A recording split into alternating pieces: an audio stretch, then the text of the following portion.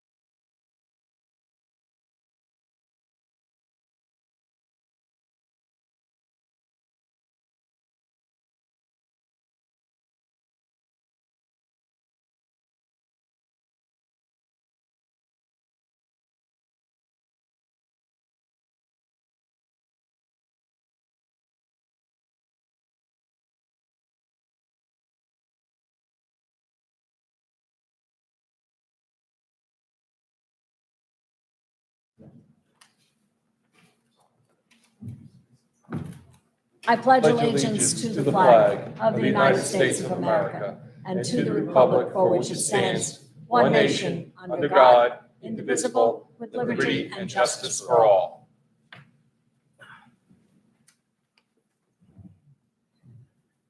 All right. Testing. Okay. All right, everybody. Welcome to the March 9th, 2026 Jackson Township Planning Board meeting. Year's going quick. This meeting has been properly noticed in all the appropriate forums and places pursuant to the Open Public Meetings Act, and I will leave it up to Madam Chairwoman. We'll have the roll call, please. Mr. Brezzi. Here. Mr. Marzo. Here. Mr. Heller. Here. Mr. Parks. Mr. Rogers. Here. Ms. Santoro. Here. Mr. Tremor. Here. Mr. Weingart. Mr. Sullivan. Here. Dr. Camp. Here. I'll take a motion for payment of voucher for recording secretary for March 9th, please. So moved. Second, Sullivan. Mr. Brezzi. Yes. Mr. Marzo. Yes. Mr. Heller. Yes. Mr. Parks. Yes. Mr. Rogers. Yes. Ms. Santoro. Yes. Mr. Tremor. Yes. Mr. Sullivan. Yes. Dr. Camp. Yes. Take a motion for approval of minutes for February 9th, please. So moved, Sullivan. Second. Mr. Brezzi, Yes. Mr. Marzo, Yes. Mr. Heller, Yes. Mr. Parks, Yes.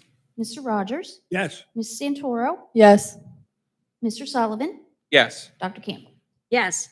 We have no resolutions this evening. We do have some changes to the agenda schedule.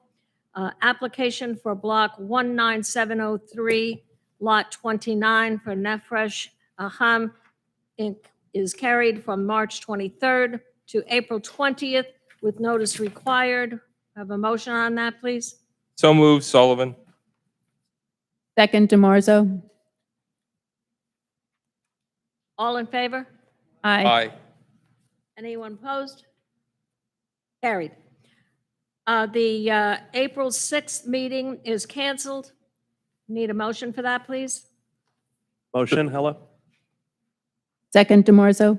All in favor? Aye. Aye. Okay. Mr. Klee. Thank you, Madam Chair. Application tonight, we have two administrative approvals or courtesy reviews for Great Adventure. Historically, the Great Adventure comes in, gives a brief description, explanation of the capital improvement projects that are proposed, and that's what we heard tonight. We have a 30 by 50-foot retail sales building next to the Safari Base Camp and a 10-foot by 21-foot building addition to the existing Paradise Pizza and Grill at Hurricane Harbor. Any concerns? None. Mr. Pfeffer. Good evening, everybody. Adam Pfeffer, on behalf of the applicant, Six Flags Great Adventure. I'm sure Mr. Bressi could probably give everybody, including myself, a history of how these administrative applications came before the board for Great Adventure. As Mr. Klee indicated, these are two very minor administrative. One of the projects is a small addition. It's about 210 square feet, which is about the size of a nice sized closet. Addition to a pizza retail store in an already disturbed area. It's already an existing building. The second project is approximately 1,200 square foot retail building. That will be a new building, but it's in, again, an area of the Safari that's already being utilized. I have representatives from Great Adventure. I have our engineer here. I will just tell you that the plans are still going to be, any architectural plans and building permits still go through the township, will get reviewed by your building department, and will be inspected, in the normal course of inspections. So this is not as exciting as a new ride that will be coming in for other hearings, but this is just an administrative approval for a capital improvement for this year. I was at that Safari Base Camp last year. Wow, that's terrific. Yes, we came here about 2 Right. years ago to convert to the Very overnight. nice, very nice. Did you stay there Any overnight? questions from the board? Yes, I stayed at the Safari twice, the last 2 years. Any questions from the board? Can I make a statement? You're right. This has started many years ago, and it happened every time that the odds are, if you did not come in or a Great Adventure did not come in, nobody would know about it. It's always been done up and up, always asking for the right stuff, going through the engineers. It's been that way for years. They've never taken a shortcut and tried to eliminate that. Any other comments? Questions? Okay. Just ask for approval. We'll take a motion. Can we do them both on the same approval, or do we have to do them separately? You have any testimony for the, It's the same, again, I Yeah. didn't put any testimony on, but I it's, think it's an administrative, so I think one vote is probably sufficient. yeah, they technically have two different, so let's just do one at a time. One at a time, then. We'll take a motion for Block 3101, Lot 11.01 for the new retail building at Safari Base Camp. So moved. Second, Sullivan. Let's do a roll call. Mr. Brezzi, Yes. Mr. Marzo, Yes. Mr. Heller, Yes. Mr. Parks, Yes. Mr. Rogers, Yes. Ms. Santoro, Yes. Mr. Trimmer, Yes. Mr. Sullivan, Yes. Dr. Campbell. Yes. Block 3101, Lot 11.01, Six Flags Great Adventure, addition to existing Pizza Paradise at Hurricane Harbor. We'll take a motion, please. So moved. Second, Sullivan. Mr. Brezzi, Yes. Mr. Marzo, Yes. Mr. Heller, Yes. Mr. Parks, Mr. Rogers? Yes. Ms. Santoro? Yes. Mr. Tremor? Yes. Mr. Sullivan? Yes. Dr. Campbell? Yes. Congratulations. Thank you.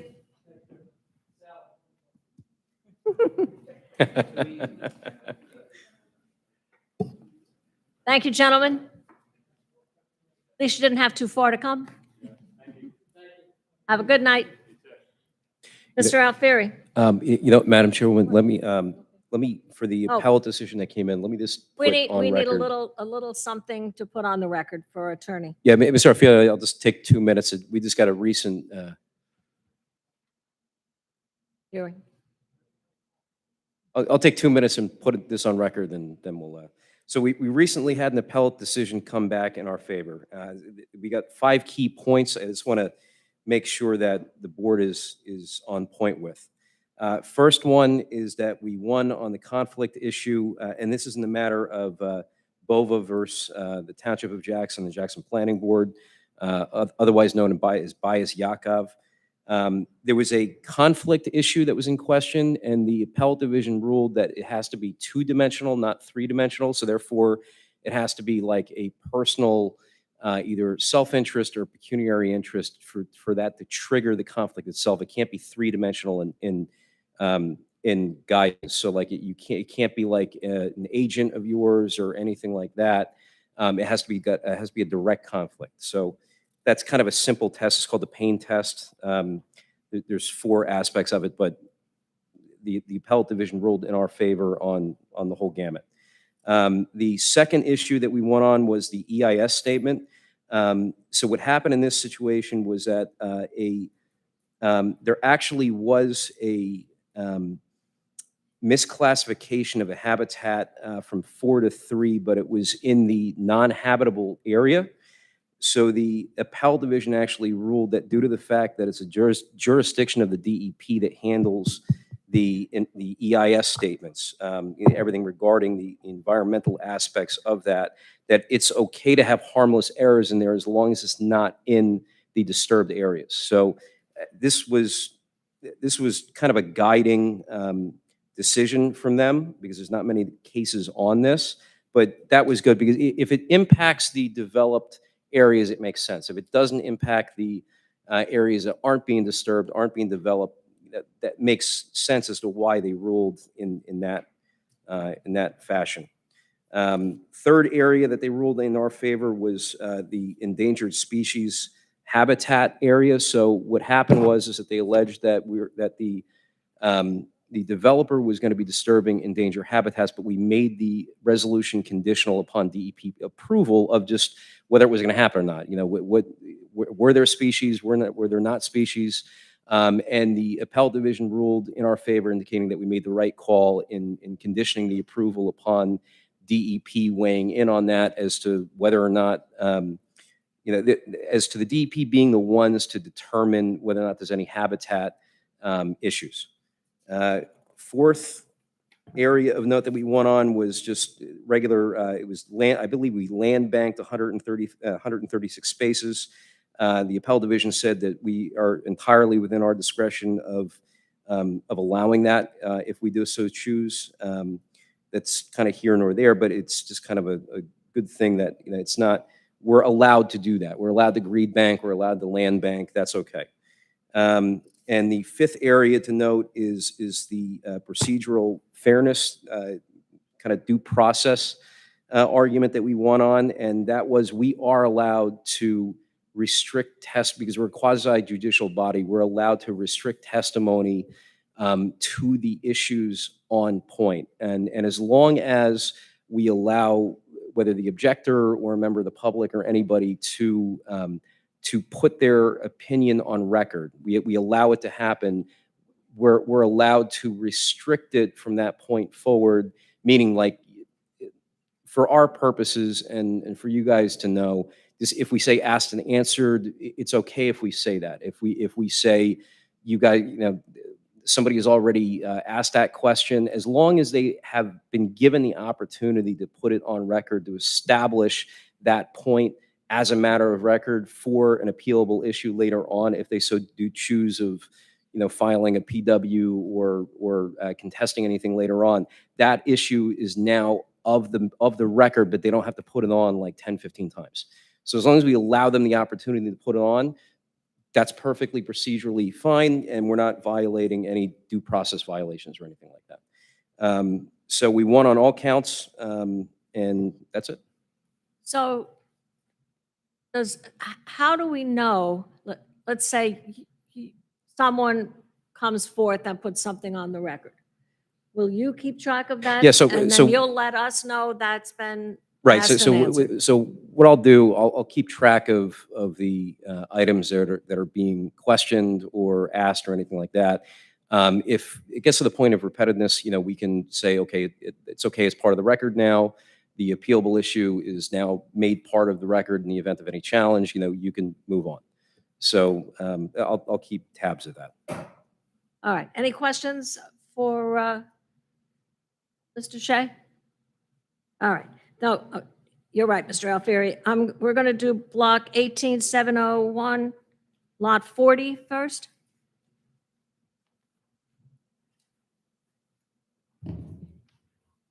Good evening. My name is Steve Slavin. I'm an attorney with Prime Tavel Maselli. We represent the applicant, 789 Toms River Road. We're going to ask our professionals first, so just let us know who you are and have a seat. Oh, I'm sorry. That's okay. That's fine.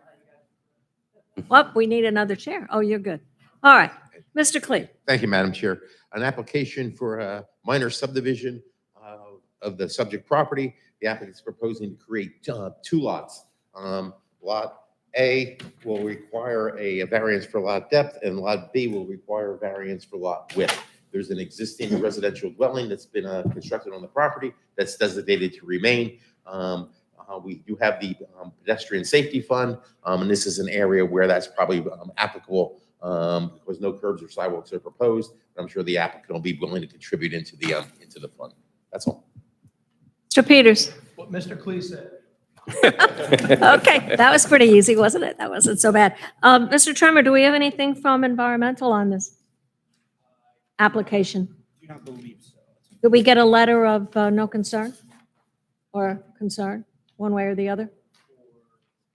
For lot, block 18701, lot 40? Do not believe so. Okay, just curious, thank you. Yeah, I don't believe it's Madam All Chair? right, gentlemen. Madam Chair? Now, This is in the Pinelands, so we're tied up as far as environmental issues go, that they'll be more than diligent as far as. be going to the Pinelands Commission, yes. All right. Okay, gentlemen, thank you.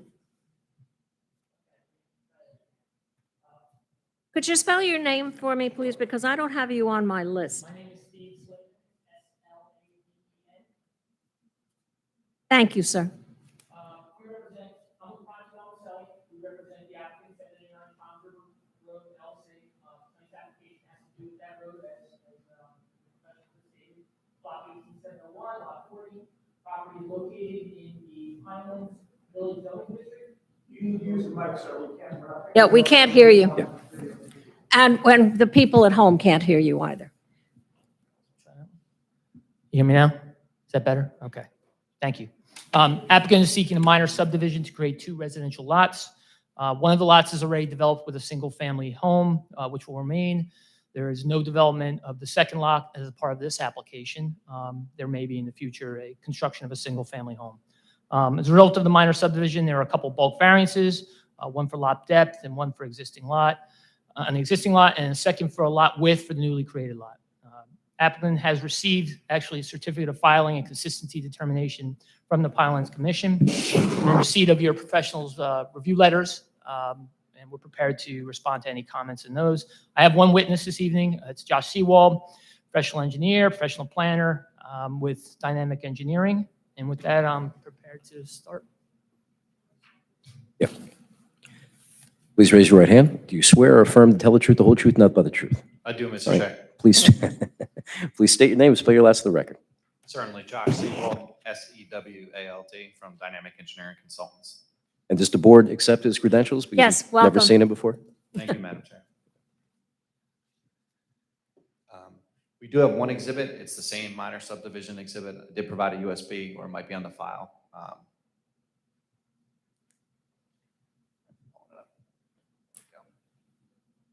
Oh, these are so nice. Oh, that's cool. It's actually the first one in the folder without the blue bean markup. Yeah. Perfect. Thank you.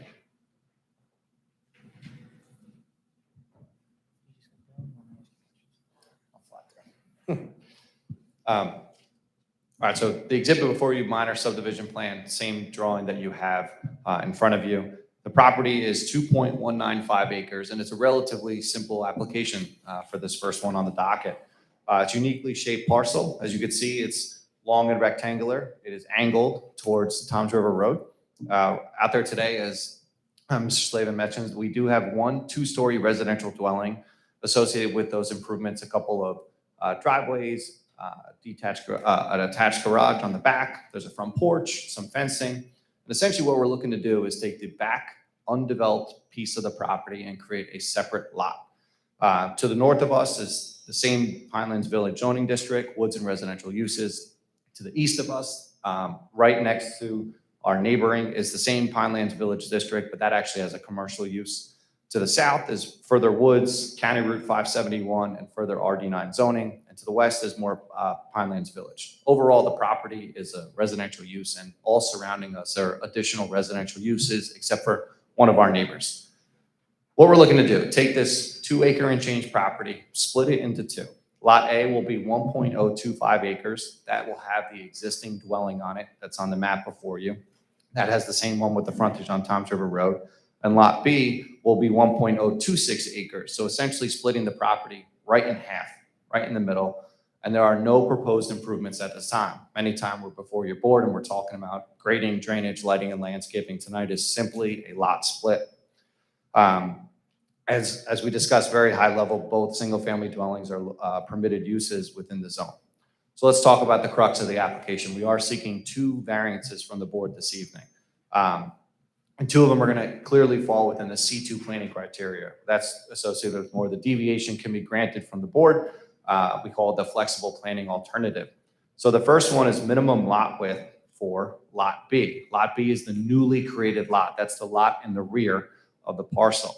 125-foot width is required. We're proposing approximately 37.57. Essentially, that is the flag lot driveway that will be able for the rear lot of the property to access Toms River Road.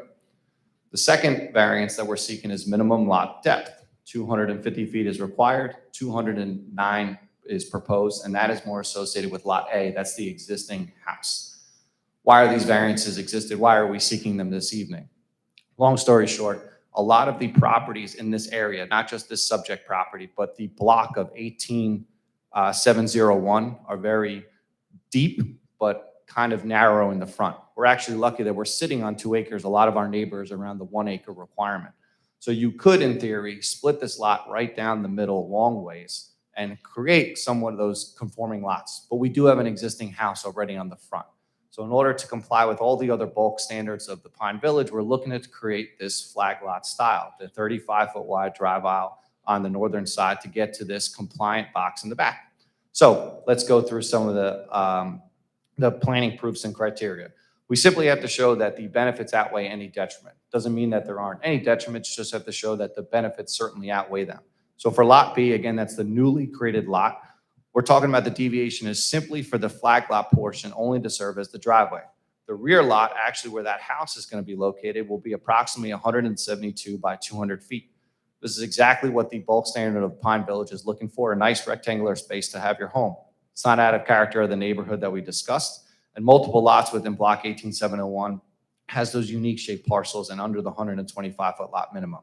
It promotes another permitted use within the zone, and you allow that to have a more efficient use of land that we can keep an existing property in the back and have another home on there. It also provides a more rectangular shape for both the existing and future home. I don't believe there's any substantial detriment to public good, zone plan, or zoning ordinance. The second variance we have, again, is the 250-foot minimum lot depth. 209 feet is proposed, and again, that's Lot A. That's the existing dwelling that's out there. As you can see, the existing dwelling is actually facing and is parallel with Toms River Road, but the property is angled at a unique acute angle. And that kind of creates a situation where we can't relocate that existing building to create more of a conforming situation. So again, a uniquely shaped parcel. Based on the definition, the way that Jackson identifies lot depth, you actually take the midway of the rear lot line, and then you calculate that the average depth to the front parcel line. The average lot depth is actually 262. So I basically took the southern side property line, which is 198. I added the northern side property line, which is 326, combined them, divided them by 2. The average lot depth of this new lot A is 262, which meets the intent of your ordinance. You guys are looking for 250. That 209 exists because of the unique angle and shape and the way that the subdivision is happening. So we comply with the minimum lot size requirements, again, for Lot A as well. And again, the existing home is to remain as is. Overall, in my professional opinion, no substantial detriment to the public good, nor the zone plan or zoning ordinance. I further believe that it advances several purposes of the municipal land use law, A, G, and M, but M, the most important part in my professional opinion.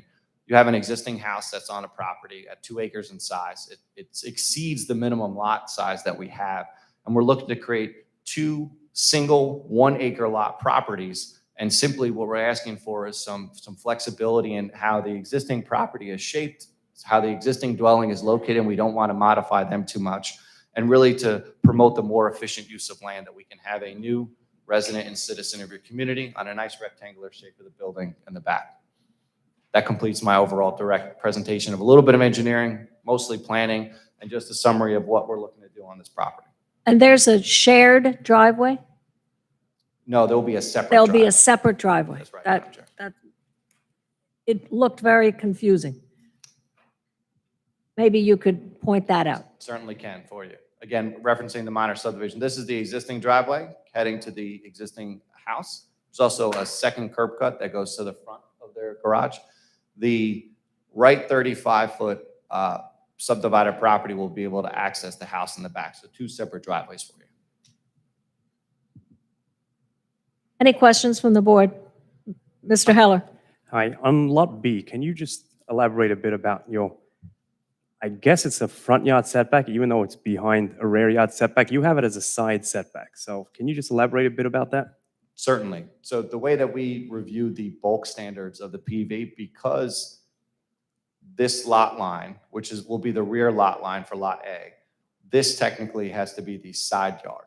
So the front yard really always has to be fronting on a public right-of-way. So the way that we drew our building envelope is that this is actually the side yard. If you were to draw a side yard on each one of these property lines and the front yard, the building envelope would enclose upon itself, basically rendering that we can't put a structure in that flag portion of the lot. So the back building envelope is where you can actually put a home. Yes.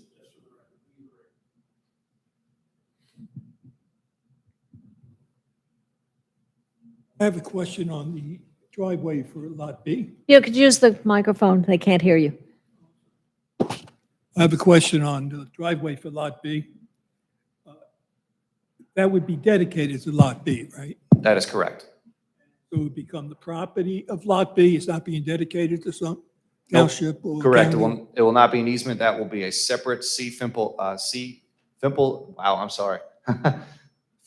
lot transaction, not an easement or a condo or an HOA. That is its own standalone parcel now, should you vote favorably on the application. Lot B is designated as a residential use, Yes, so that's, the homeowner's going to be responsible for that driveway, they'll maintain the snow and the maintenance of their driveway from the making street. sure. Absolutely.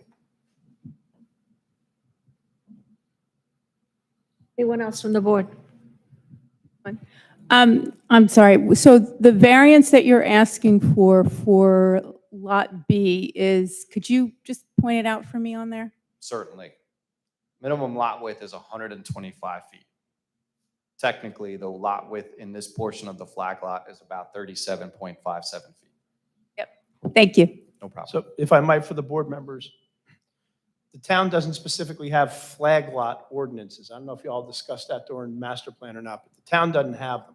So if you go to Freehold or Howell or other municipalities, they would say the stem of the flag lot should be some width.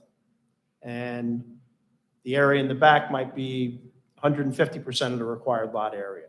And then it'll tell you where to measure setback lines too. So sometimes you'd say, well, let's measure the front setback line from the buildable area in the back, so that you have enough separation between the house in the back and the house in the front. In this case, we simply don't. So the lot frontage is along the highway. The lot width is measured at the building setback line, which is 60 feet, so it's only 35 foot wide. So you technically need a variance.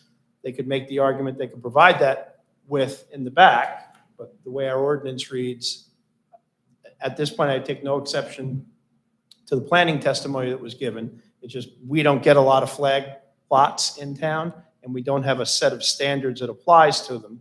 So when we apply, as the witness had indicated, how to measure lot depth or how we measure lot width, sometimes it seems a little funky. But quite frankly, flag lots are not a rarity, so to speak.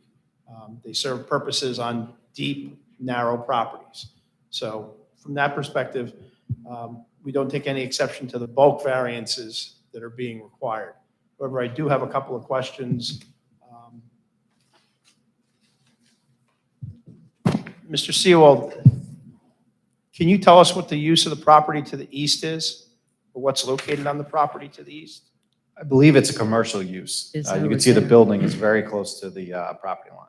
So to Mr. Slavin, your client understands that they're creating their own hardship by putting a driveway closer to an existing non-residential structure. We're going to have that on the record so they don't come back here and tell the town, why didn't we make someone put a buffer up? They came in, there's an existing building next door. Mr. Sewell, can you tell us what the use of the property in the rear is, what the wire fences are, and what the little circles on your plan indicate, please? I believe the property to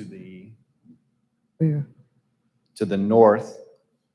No, on your own tract of land. Yep. There are a number of wire fences in the rear, and there are a number of what appear to be poles in the rear yard of proposed Lot A.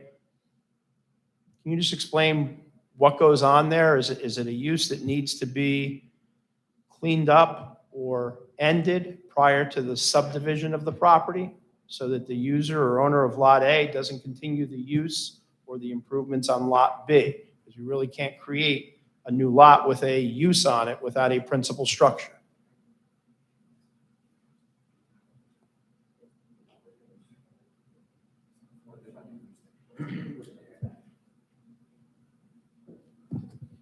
Just confirm with the client, it's remnants of whatever might have been previously, but right now it's just a wooded lot. There's no separate use that we're looking for. Just don't want us to create a title problem when he tries to subdivide and then sell or get insurance on the property in the back. Understood. At this point, Madam Chair, I have no additional comments or questions for the witness. Mr. Clay, anything? Just one relating to the septic systems. Will this new lot require an alternate design? Yes. Okay. And how about Lot A? Will that need to be converted to? Yes, one of the conditions of their certificate of filing was that should the board vote favorably and we get the approval and we go towards the subdivision, the conventional septic system on Lot A, which is the existing dwelling, would be converted to the alternative. How do we make sure that gets done?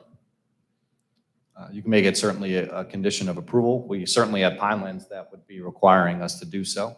I'm just more concerned that, yes, I understand that you'll convert it, but is there enough time to do it in the 190 days that you have to file the map?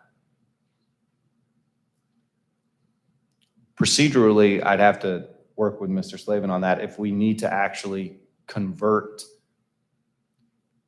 as you know, Mr. Clay, the subdivision is an invisible boundary line, right? And what's going to happen should the board vote favorably and it gets adopted in 190 days, when you were to obtain building permits for anything we're looking to do in the rear, that would be another trigger actually for Pinelands to ensure that that condition was satisfied. So let's pretend for a second we don't tie this subdivision to converting the septic of the traditional to the new alternate. It's not the last time that Pinelands nor Jackson will be a part of that new future home that will go in the back. And I believe, and please correct me if you think I'm wrong, that Pinelands will get the application again for the new home project in the back, in addition to Jackson's, building department and engineering department. So I think there could be another prong where You could perfect the subdivision, it gets enacted, goes to Ocean County clerks, and then maybe it takes 2 years before the applicant actually wants to build a home or sell it or find someone that wants to build a home. You'll still have another opportunity, both Jackson and Pinelands, to ensure that that gets changed. Mr. Seal, I'll just refer to the conditions in the Pineland certificate of filing. It says prior to the commission issuance of a letter advising that any final municipal subdivision approval may take effect, documentation must be submitted to the Pinelands Commission that the existing standard septic system located on proposed Lot A, depicted on the above reference plan, has been converted to one of the alternate design septic systems. So, and again, normally we deal with this post-approval, but we need to have it on the record because this seems like something that would stop Mr. Clee from signing the map to do the subdivision. It also sounds like the Pinelands Commission is not going to give you a letter of no call-up, which I need to sign off on it until they're satisfied with that the septic system has been converted. So based on that, I really don't have any concerns. Yeah, Mr. Clay, so if we make it conditional upon all the conditions contained in the certificate of filing, would that be adequate? Yeah. Is that good? Yeah. Mr. Brezzi. Yeah, Mr. Tremor, did you say you had a letter of no concern or concern yet with them? No, we do not have one yet. Would the applicant be subject to, if they cannot get a letter of no concern from our environmental commission, they have to come back in front of us? Well, No, they got to go back to the Pinelands.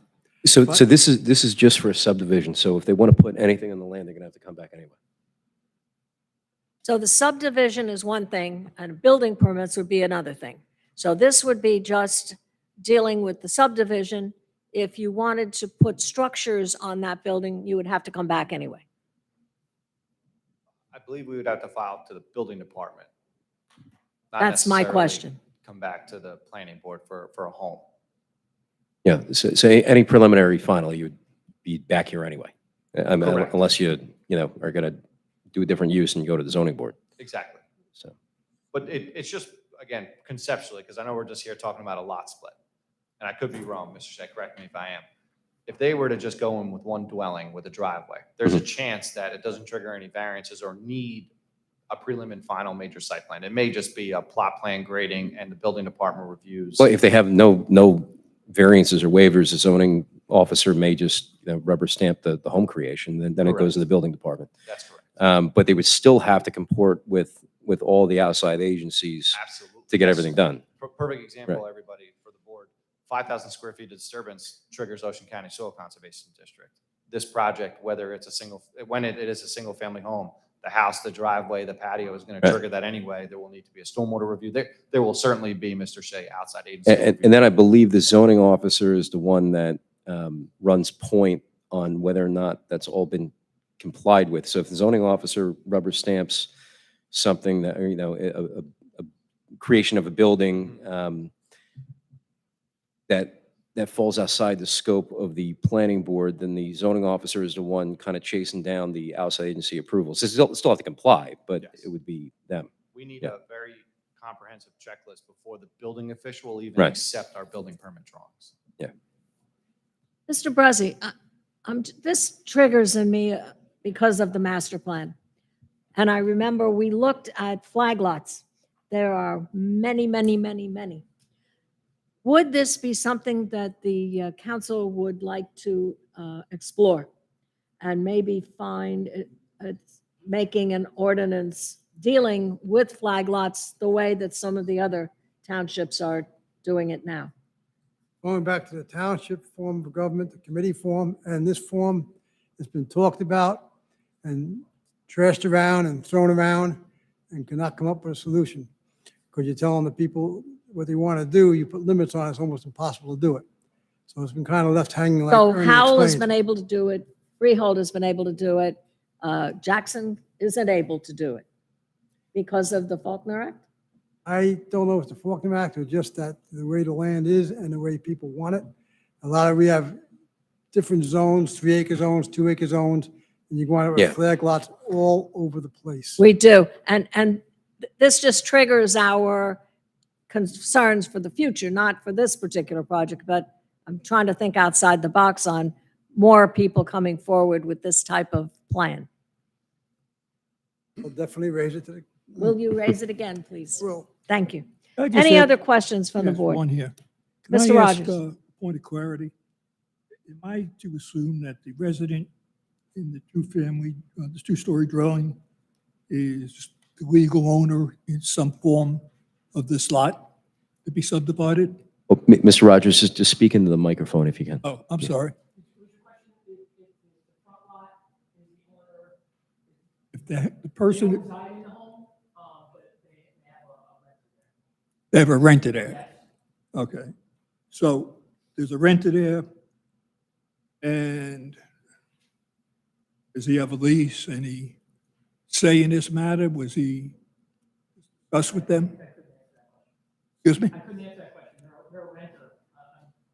They have Okay, nothing to say. I understand that, but they might have a 5-year lease. I don't know. Yeah. Yeah.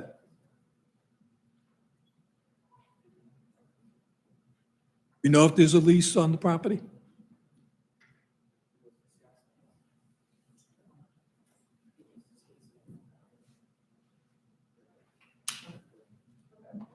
Client advised that he has discussed with them. They're a family, they live in the house, they're aware of this subdivision. Okay, and they have no legal claims to it? No.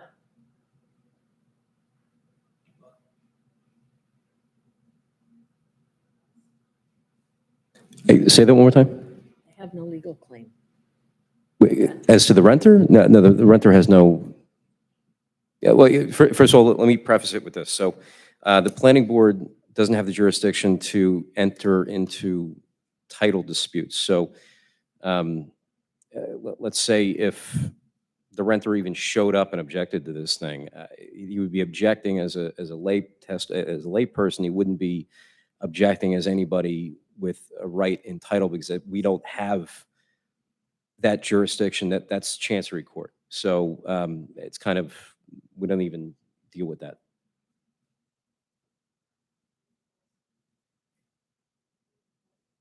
So the variances that you're seeking, we're seeking under the C2 standard, correct? Okay. Yes, sir. Gotcha.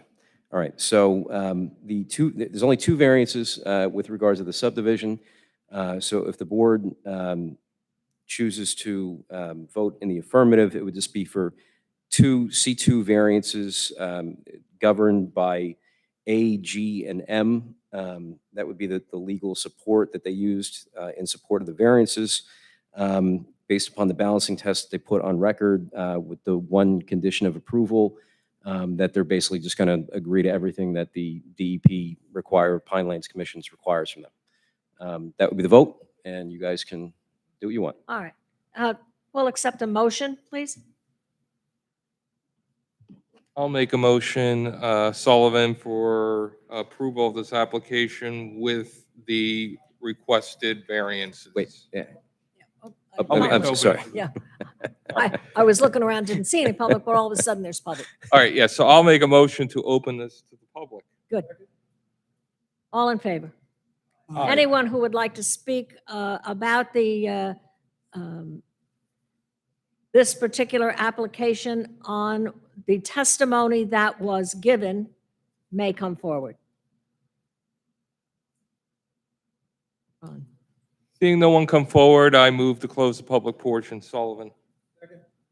Anyone who would like to speak upon this application in any manner may come forward. Seeing no one come forward, I move to close the public portion. Good, okay. Now you're back on. Second, DeMarzo. Great. All in favor? Aye. Aye. All right. Aye. Mr. Sullivan. Yeah, so I'd like to make a motion to approve this application with the requested variances. I'll second the motion based on all the testimony and that they still have all the outside agencies and other approvals they still have to get. So I'll make a motion to approve. We'll have a roll call, please. Mr. Brezzi, Yes. Mr. Marzo, Yes. Mr. Heller, Yes. Mr. Parks, Yes. Mr. Rogers, Yes. Ms. Santoro, Yes. Mr. Trimmer, Yes. Mr. Sullivan, Yes. Dr. Campbell. Yes, congratulations. Thank you.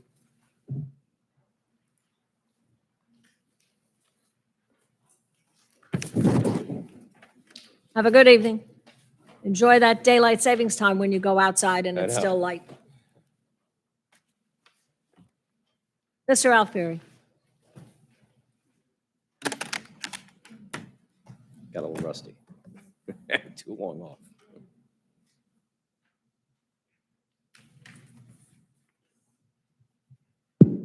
Good evening. Good evening, Mr. Chair, Madam Chair, sorry, members of the board, Salvatore Alfieri on behalf of the applicant.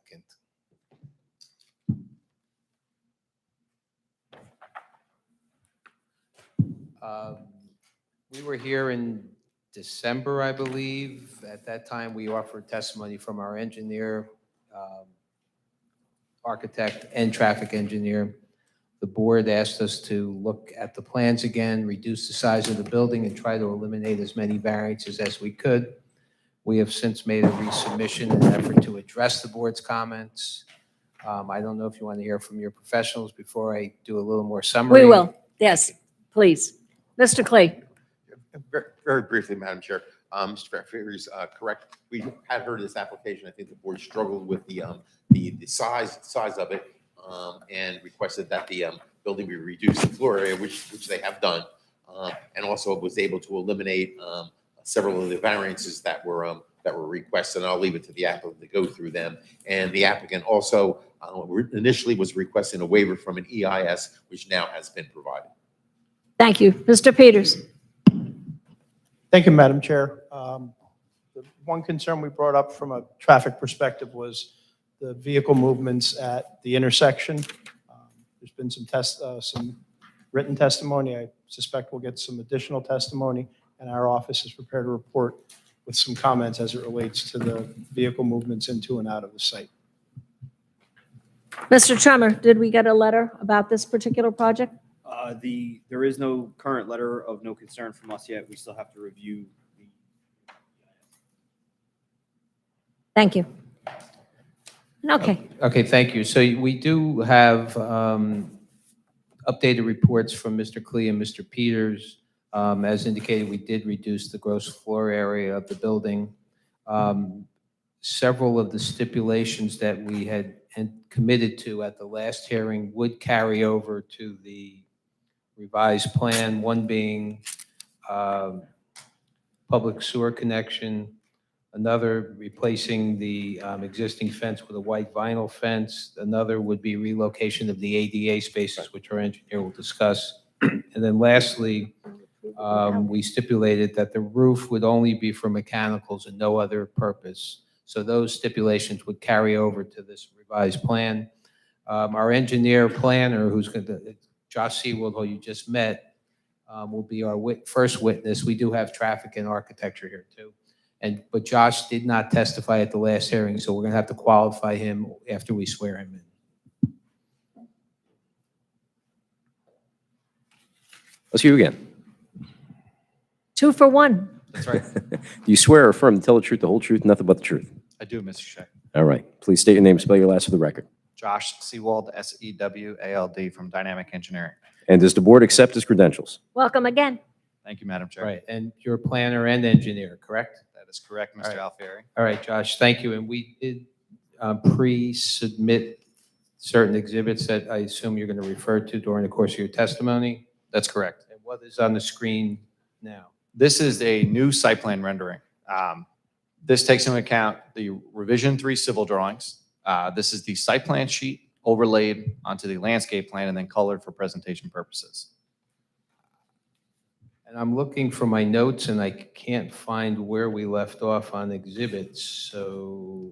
I believe, and Mr. Shea, correct me if I'm wrong, we may be on exhibit A9. That is a really good question. I believe A1 initially was the aerial map. A2 was the original site plan rendering, and then A3 through 8, I believe, was all the different various architectural floor plans and elevation drawings that was presented by the architect. Yep. That's good. We can. Let's just go from the beginning because we have some new people on our board as well. So Absolutely. let's just do it from the get-go. I can say right away, looking at this, it looks much better. That's great to hear, Madam Chair. So I was not your original engineer and planner back in November of 2025. What I have done, though, is I did listen and watch the YouTube video. of all the testimony, the back and forth. We want to basically come here and say, we heard everybody loud and clear. So tonight's presentation and the exhibit that you have before you, Exhibit A9, again, that's your site plan overlaid onto your landscape plan. The orange block is the 3-story office building we'll be discussing. The dark gray color is the parking lot. You'll see all the striping of the parking associated with the white lines, and then the same full movement driveway we have on South Hope Chapel Road. We made a lot of modifications. I'm going to go through them quickly, but also detailed, because I think it's very important to show how much we've done since November of 2025, to show that we were trying to comply with all the feedback from you, feedback from the public, as well as your professional review letters. First thing, it is a complete redesign of the project. It is a brand new building. As you see, there are no proposed parking underneath and on the first floor. All parking will be perimeter in the prototypical office layout.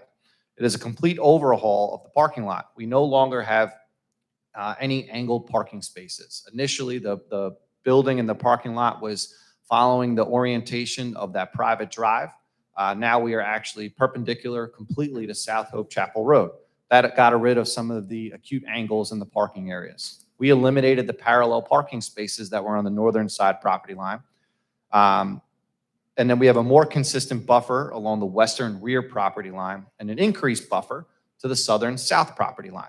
The total gross floor area has been reduced by approximately 10%. I heard that, Madam Chair, in your testimony, from 16,500 to 14,979 square feet. There is a reduction associated with that in total parking spaces, from 75 spaces originally proposed down to 63. Now, we do have a slight variance associated with that, and you're going to hear from myself, both my engineering and planning hat, but also from Mr. Taylor, my colleague, talking about ITE, land use code, and what parking is really going to be associated with a sub 15,000 square foot office facility. There was a lot of discussion about ADA. We have moved that to the northern side property line, which is closest to the door, which is also northern facing. That existing board-on-board fence proposed to be replaced and extended along the rear and side with a white vinyl fence. The minimum rear yard setback relief, the minimum rear yard setback relief is no longer required.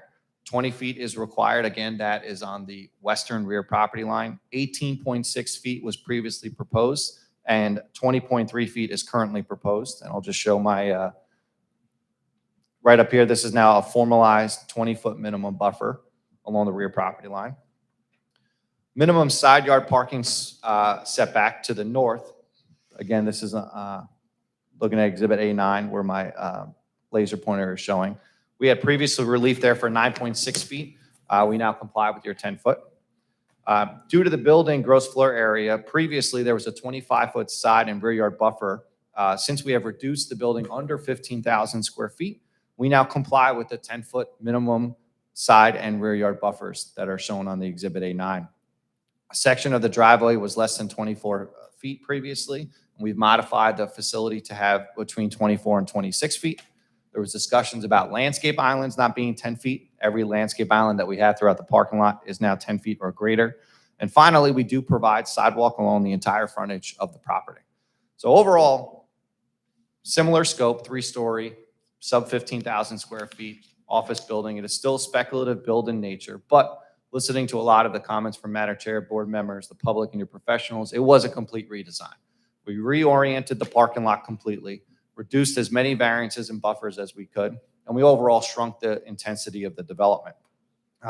Along with that came modified grading, drainage, lighting, and landscaping. All have been updated accordingly. But we wanted to start with that message that Exhibit A9 before you is a new building and a new parking lot associated with it. How high is the vinyl fencing? 4 feet?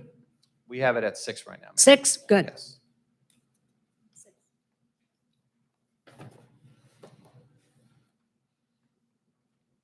Any questions so far? Questions from the board so far? We have a lot more to do. We just. Well, yeah, good. Just so wanted far. to see if anybody was itching to ask a question. I have one. Okay, Mr. Might as well President. get out of the way now. There is no letter of no concern from our environmental commission. Will you stipulate that if you cannot get a letter of no concern from the environmental commission, you'll come back in front of us?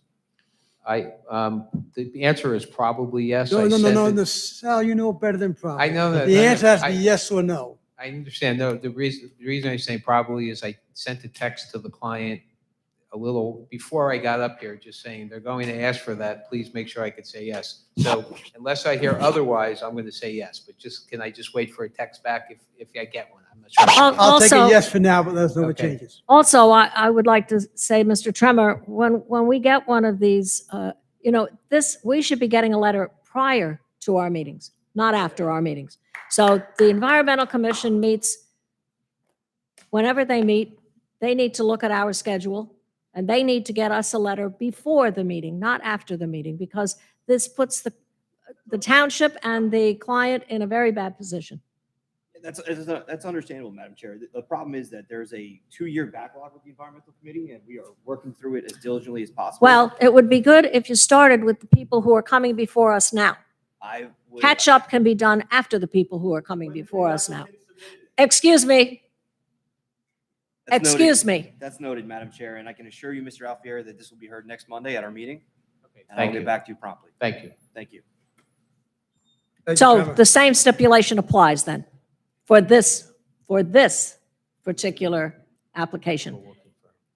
You need a letter of no concern from our environmental committee. Understood. Do we need to attend that meeting, or that's just a private meeting that you have? I know it's open to the If you would public. like to attend it, I'd be more than happy to have you.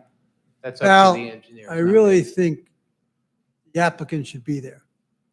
All right. These environmental meetings have to be a little more, not from their point professional, but the applicants. Because then when there's something said, at least you can debate it or go back and forth or give cause or whatever the case That's may fine. be. What time and where? Here, 7 o'clock next Monday. Okay, so someone from Dynamic will be there. Okay, thank you. All right, let's continue then. That good? Good. Thanks. So now, I guess from a storm management perspective, the applicant project will comply with the stormwater management regs and the township ordinance. Correct. And there was a lot of discussion at the November hearing about Pinelands and what's going on the site historically, what's going on out there today. And I think the board is aware that stormwater management is robustly regulated in the state of New Jersey in 2026. There's multiple agencies that have their hand involved in it, in addition to your own professionals. And I'm confident and can testify that the plans before you comply with all 4 prongs of stormwater management: quality, quantity, groundwater recharge, and green infrastructure. The entire site today that is developed with a building and a parking lot will be conveyed underground to an underground infiltration system, and it does have a water quality unit. We're only developing about 65% of the site. The rest of it is spread between different landscaping and other buffer areas. So in my professional opinion, I believe that we substantially comply with all of the New Jersey standards as well as county and local ordinances. And could you just remind the board, and some of the board members weren't here at the last meeting, what's the current condition of this property? Yeah, it's in need of some tender loving care.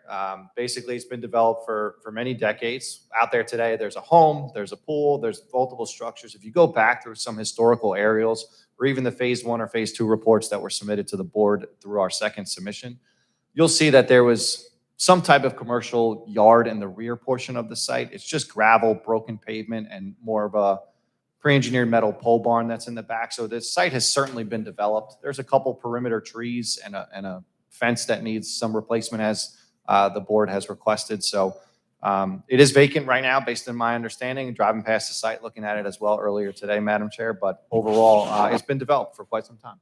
Okay, and then I guess we'll get to the planning testimony briefly We will. in a moment, but what about the electric vehicle charging stations? We will certainly comply with the EV statute. I remember listening to the initial November 2025 meeting and that we did not want the EV underneath the building. There is no parking anymore under the building, so they will be placed on the outside and perimeter locations.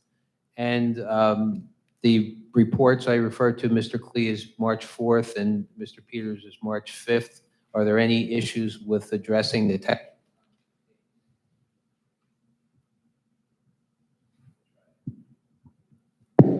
technical comments contained within those reports? No, I believe from a technical standpoint, we'll comply. There's certainly a lot of line items that ask for additional testimony, clarification. I think we're going to work our way through that tonight. But anything that is technically requested, stormwater grading, lighting, landscaping, we will comply with those requests. Okay, so do you want to, while we're talking about the reports, do you want to address the testimony comments that are within those reports? I certainly do. And one more item we wanted to touch on before we dove into the variances and design waivers that we have. We have, as you know, been working with Jackson Township and Municipal Utilities Authority for the improvements that are necessary in order to provide a public sanitary sewer connection. Essentially, what JTMUA has asked of this applicant is to upsize the force main within South Hope Chapel Road from a 3-inch to a 4-inch. What the applicant has agreed to, we are working through the engineering drawings with them. We have as recent of an email as March 6, 2026, going back and forth with JTMUA on the items that are required to tie into the pump station. We do not, with this application, have to upgrade the downstream pump station. The other projects that may or may not have been heard by this board in the previous 6 months or the upcoming next 6 months, JTMUA said those demand are much higher and they will be responsible. So as long as this applicant, should the board vote favorably, the condition from them will be upgrading the force main from 3 to 4 inches. As a friendly reminder from our water and sewer engineers report, there's less than 2,000 gallons per day that are going to be generated from this sub 15,000 square I got foot a facility. question. So it's a decent size off-site upgrade that comes along. with Mr. this. Brezzi has a question. If you do those improvements and the increase, are they guarantee you have flow? Say it again, sir. I'm sorry. If you do those improvements, is the MUA guaranteeing you have flow? Yes, sir. In writing, you got that?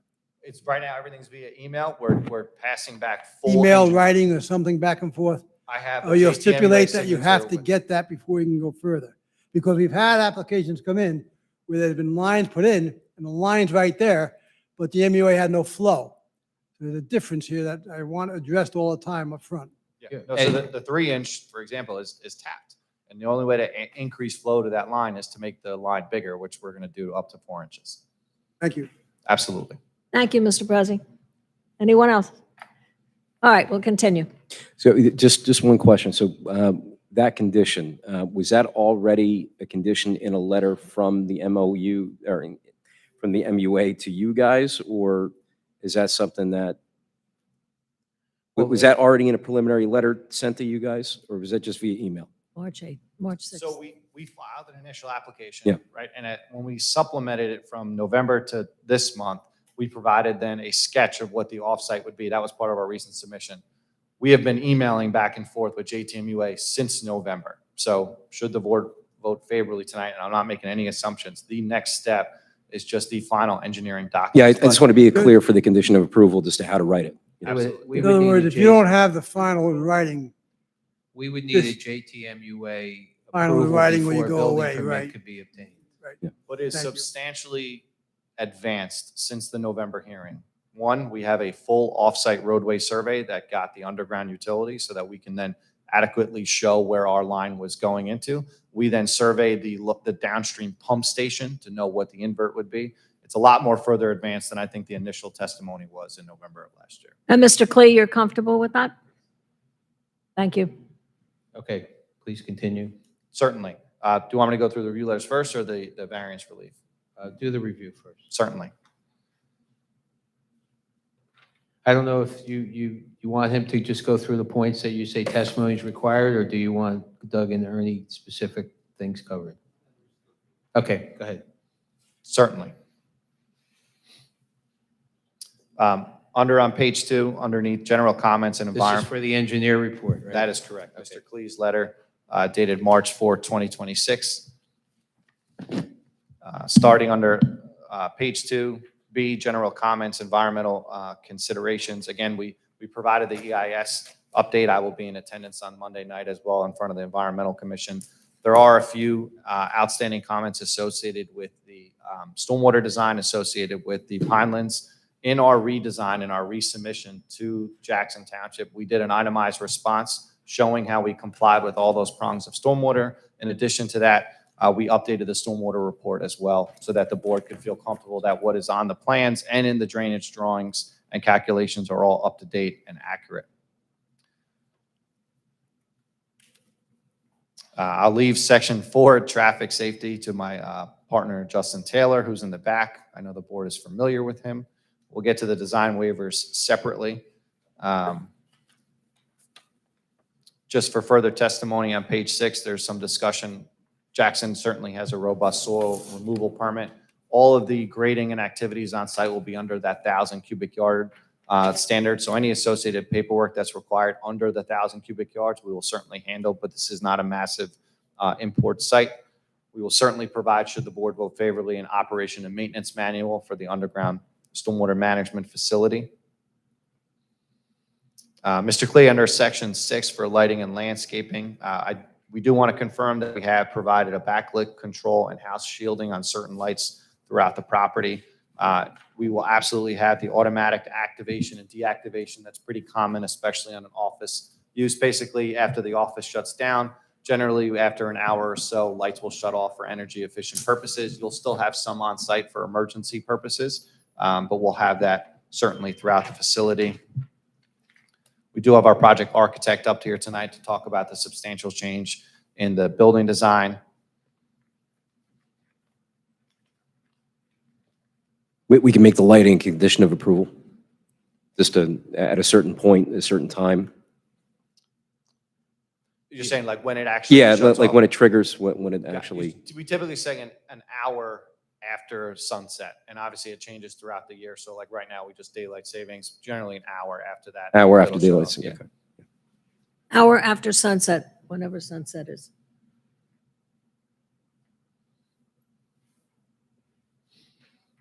The rest of the comments, happy to answer any of them, but we just wanted to touch on those specific sections for the engineering review letter. And then the RVE. That's right, dated March 5th, 2026. On page 5, Mr. Peters, if you wouldn't mind, item 4, is the number of parking spaces a design waiver or a variance in your professional opinion?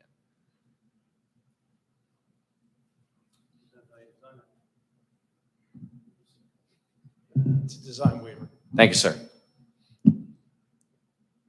Just going to follow up with my planning testimony a little later. So you presently have 63 spaces and you, 68 is required. after the 68 are EV. required? Correct. Not to take away too much of the thunder of Mr. Taylor, but he's going to go through those ITE requirements, and you'll find that the parking ratio for a sub 15,000 square foot office is nowhere near 68 or 63 spaces. So you'll hear from him that we're pretty comfortable with the current site design that's located on Exhibit A9. There's a comment about signage that Mr. Peters mentions, and just I want to emphasize that what we Can said. we, that- before you get there, Mr. Alfieri, Yes. on page 5, under items to be discussed with the board, comment A1 about the use of the building. Who's gonna General give us that? general office space, that's all we have. Okay, but it's not medical or dental. Correct. Correct. So we put on the record that medical or dental may require a higher parking ratio, which would require additional relief, which would require you to come back before. That's correct. No Yes, sir. medical, no dental. Okay, just like to get it on the record. Thank you. thank you. We're on page 6 signage. I don't know if Josh is up to that yet, but we had stipulated that we would have one building mounted sign that would conform to the ordinance, and then we were going to put, at the board's request, I think, a small monument sign with just the address that would also conform. That was, no other signage was proposed. That was from last testimony. And we appreciated that because the, depending on what the signage would be on the building, fire and police need the address. Correct, understood. Go ahead, Josh. No, and I do believe, Sal, thank you for clarifying, that eliminates the need for a variance. Initially, the elevations had 2 building mounted signs. Dropping them down to 1 removes that variance from the overall application.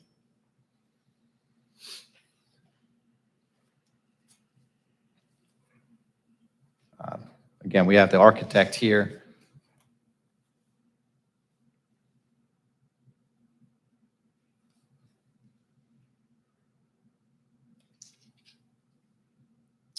We'll talk about it with design waivers, but I don't remember it being discussed in great detail at the first meeting. Basically, this type of facility does not need a formal loading zone. It is going to require a design waiver, which I'll go through in detail, but just wanted to clarify as we're going through operations that this is an office facility with a handful of tenants.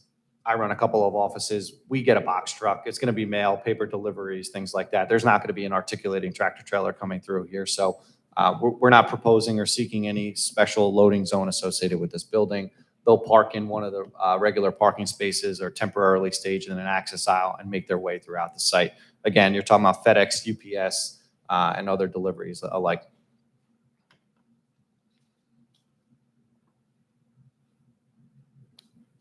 Most likely on the side of the building would be where you might have a truck parked temporarily? It'll be by the front door, Unload? essentially. Yeah. Thank you. Couple of items, Mr. Peters, for example, under item G about some of the additional curbing and landscaping around the trash enclosure that's 10 by 20. We will modify the plan to ensure that we comply with those two sections. We don't want to ask for design waiver relief associated with those items. Those are pretty easy to comply with.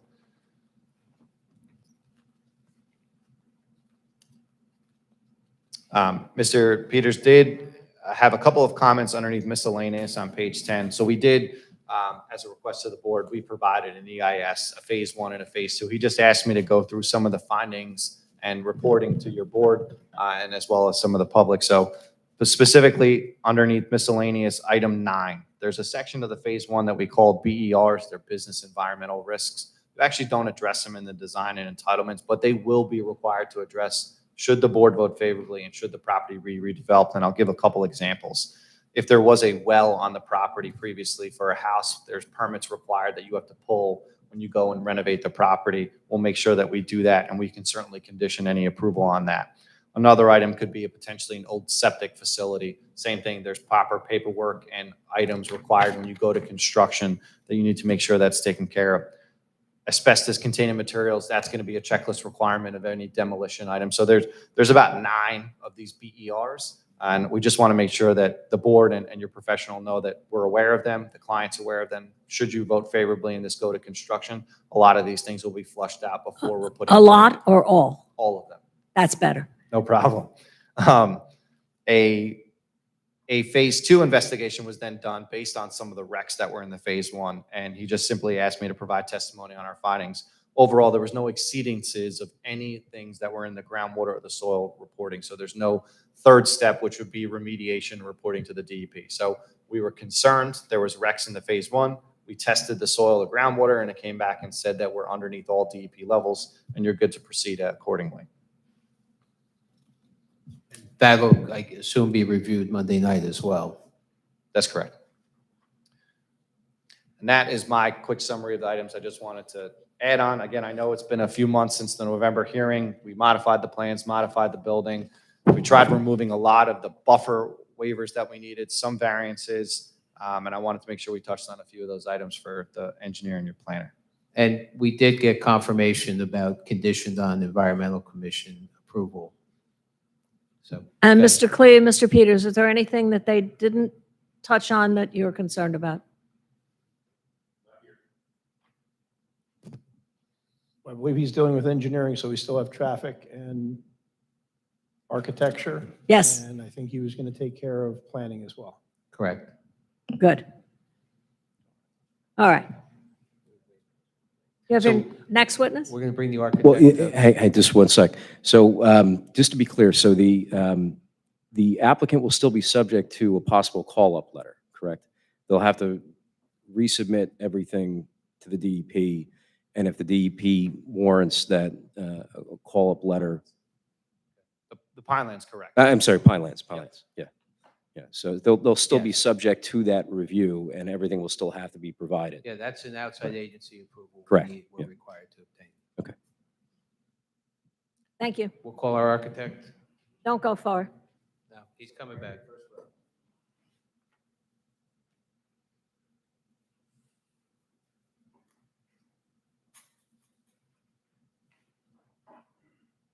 And you were sworn in at the last meeting, just so for the record's clear, would you state your name and your affiliation with the project? Yes, hi. My name is Rachel Vasquez, and I am the project manager at Rise Architecture, the architecture firm designing that building in question. Okay, I can swear it. Do you affirm to tell the truth, the whole truth, and nothing but the truth? Yes, I do. All right. So can you just generally describe for the board, and I assume we have an exhibit, Anthony, there. So can you describe for the board what changes have been made from an architectural perspective since the last hearing? Sure. So as you see on the screen here in this exhibit, the building shape, size, and overall look has changed since the previous application. In the previous application, the building was a stilted building in which there was parking on the ground level and then 2 stories of offices above. In the current design, and the building was a larger square footage building. The changes made change the shape of the building. We changed the size of the building to bring it down under that 15,000 square foot threshold. The building was modified to be a much more traditional office building look in which it's 3 stories from the slab on grade going up. Parking is now surrounding the building, not under the building. The building height was adjusted as well to be lessened and be less obtrusive on the streetscape. What is the building height with the parapet center? So the building height to the top of the roof is 36 feet. And then the parapet adds, I believe, another 3 feet or so for rooftop screening. And then the taller parapet is a stair bulkhead to allow for access to the mechanical units, which we can get to as well. And that should be within the height ordinance for standard bulkheads that should be within the height ordinance for standard bulkheads and parapets. So you would say is, not Is. should be. Yes, it is. So to clarify, the ordinance allows additional height for the parapet. We comply with the height relating to the parapet. The relief we're going to be seeking for height is 35 is allowed, and we're at 36, correct? Yeah, it's a 1 foot height variance request to the top of the roof, which is requested in order to allow for the structure to work and the structure to be built. And Question of council. Excuse me, Mr. Rogers has a question. Previously on this application, we discussed that the height of a building could be 35 feet by ordinance with parapet. Now we got a mechanical room that's going to extend it to 50 feet above grade. Now, I believe that. no. I believe that remained, yeah. That I believe that remained since the previous application. What was modified here was that the overall roof height was brought down from 37.5 feet to 36 feet. The mechanical room? Stay the same. But it complies. It complies. It was, the mechanical That room, complies? Now that the roof has been lowered, the mechanicals have been lowered as well. yeah, Correct. there are 2 things in question here, to clarify. There's the overall main parapet around the roof, Right. which is at roughly 3 feet.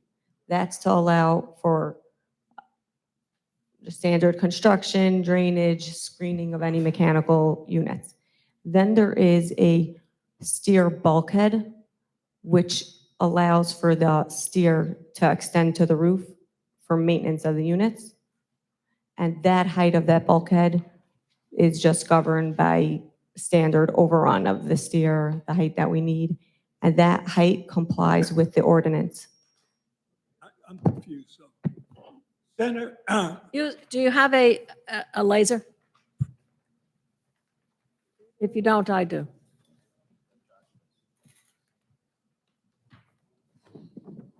So let's be quite specific. Yes, so we'll be specific here. Where I'm pointing right now, let's say this area and this area. This is the parapet that That's- wraps the roof. And it's got a with, bulkhead, you said? so this parapet is within I believe there's a 4 foot exception, allowance for the parapet. So it's within that allowance. This area that extends up higher is simply just masking, it's surrounding a stair. It's surrounding the center staircase in the building that reaches up to the roof to allow for maintenance to access the roof. What is the height? Top of that. So this bulkhead, I believe the allowance for the height above the roof height is 15 feet, and we're within that allowance. And that's allowed. Mr. Trummer, that good for the fire department? Yes. Yeah, Thank this you. is to allow for fire department access, safety, maintenance of the rooftop units. And we had discussed usage of the roof by the previous hearing, and we have determined that the roof will not be open for public access. So this is simply for access for in case of emergency and for the HVAC units that will be on the roof. And that's stipulated Yeah. in the resolution. Thank you. Correct. Yes, but the 15 is the max on that structure. I believe Mr. Peters' report also acknowledges towers, elevator towers, et cetera, usually carried above the roof level, and non-commercial radio and television antennas, except that same may exceed said height limitation by not more than 15 feet, except for certain exceptions, which these don't apply, like skylights and. But we're not asking for those Correct. exceptions. That's correct. In addition, you heard me stipulate that at the last meeting, we said there'll be one building mounted sign. That plan shows two. So we're only going to provide one. Which one would come off? So the reason that there are two is because the building design was changed in which the main entrance is now On the side. oriented on the side within the site. This works well with, this was in order to get the parking to work, for the handicap spaces to be adjacent to the front entrance, and it allowed for the overall building size to shrink. So in order to allow for easy access in case of emergency and for identification of the building, we had placed two building mounted signs, one fronting the street, so the building is noticeable from that frontage, and then one at the main entrance. We definitely can remove one. I'd say you can remove the one on the side. We only need to know the one on the front. We definitely can. That's fine. Yeah. Those were the only architectural changes, correct? Yes, I believe so. That's all we have of the architect. Any questions? Thank you. Good. Happy to hear them. Thank you for your testimony. You've indicated the proposed building height's 36 feet where 35 is required. Could you quickly, for the board members, go through the elevations of each of the floors? So that the board has an understanding of why we need to grant a variance Sure. of 35 feet for a three-story building, please? How do we get to the next? I know, Anthony, are there other elevations there? I'm not sure what you have. That's floor plans So last sheet. there. Yeah. So if we zoom in here, the building height, I believe each floor is 11 and a half feet floor to floor. And that's in order to allow for, if you want to zoom in. Ceilings, Yeah. ceiling mounted Yeah. mechanicals. So we're roughly 11 and a half feet floor to floor to allow for the HVAC and structure that's sitting within the ceiling.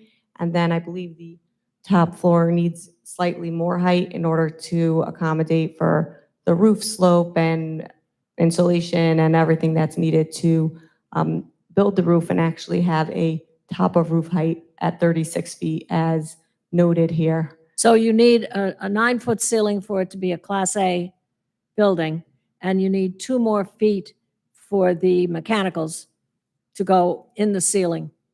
Is that the reason for the Precisely. height? Yeah. So concern is that the third floor seems to need 13 feet. Yeah, that's in order to meet energy code and structure for the roof.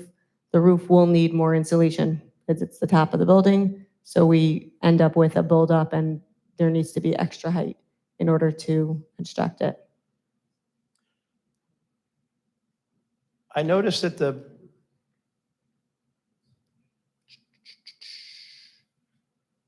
what are we calling the portion of the building that goes to elevation 50, a bulkhead? Yes, What's the need for the bulkhead to be at elevation 50? that's in order to get the stairs to the roof as well as the elevator, which would be used for access for maintenance and That's there- 14 feet. I agree.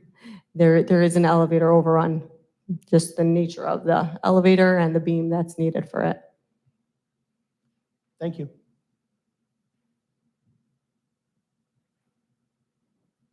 Is that a normal elevator bulkhead Yes. these days? Yep. And is this all stemming from and we're dealing with them more and more now, the Class A as compared to a Class B building? The ceiling Honestly, we're height? at 9-foot ceilings here. So if we were Class A, we would probably be at 10 foot. Hmm. Yeah. Well, yeah, that's meeting code. Yeah. Yeah. The elevator is required in this building. Yes.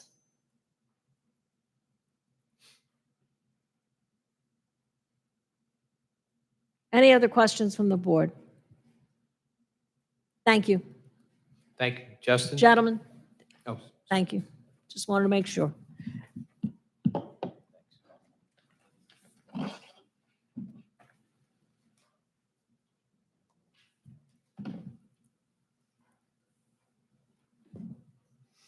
Hello, everybody. Good to Hey. see Good everyone evening. again. All right. Do you swear or affirm to tell the truth, the whole truth, nothing but the truth? I do. Right? Please state your name and spell your last for the record. It's, Justin Taylor, Taylor. I was qualified at the last one. I can go through my credentials. Welcome if back, needed. Mr. Taylor. Does Thank the you board very accept the much. credentials? We do. We accepted him last time. He hasn't changed or fallen out of favor. Nothing has changed since the last time I was here. All right. So just to run you through the changes, similar to what Mr. Seawald did. From a traffic perspective, we went back and reran some numbers based on the reduction in building square footage. Naturally, the traffic generated by a smaller building comes down a little bit. Those numbers fall within between about 35 and 45 peak hour trips during the AM and the PM peak hour, which would fall well below the threshold of a significant increase in traffic when you look to the NJDOT standards. There was a comment, though, from Mr. Peters in his review letter asking about levels of service and operation. When we talk about this low level of traffic, we don't typically do the capacity analyses that would give you those levels of service. But because it was requested, we did have the opportunity to pull some historic NJDOT data along Hope Chapel Road. We utilized that to generate the background traffic and projected that the driveway will operate at levels of service E or better during either of the peak hours studied. So based on that, there's capacity in the roadway to accommodate the additional traffic that's associated with this project. There was also some question about the full movement nature of the driveway and whether or not there would be safe and efficient access to the site as proposed. As I testified the last time, we have met with Ocean County. Hope Chapel Road is under Ocean County jurisdiction.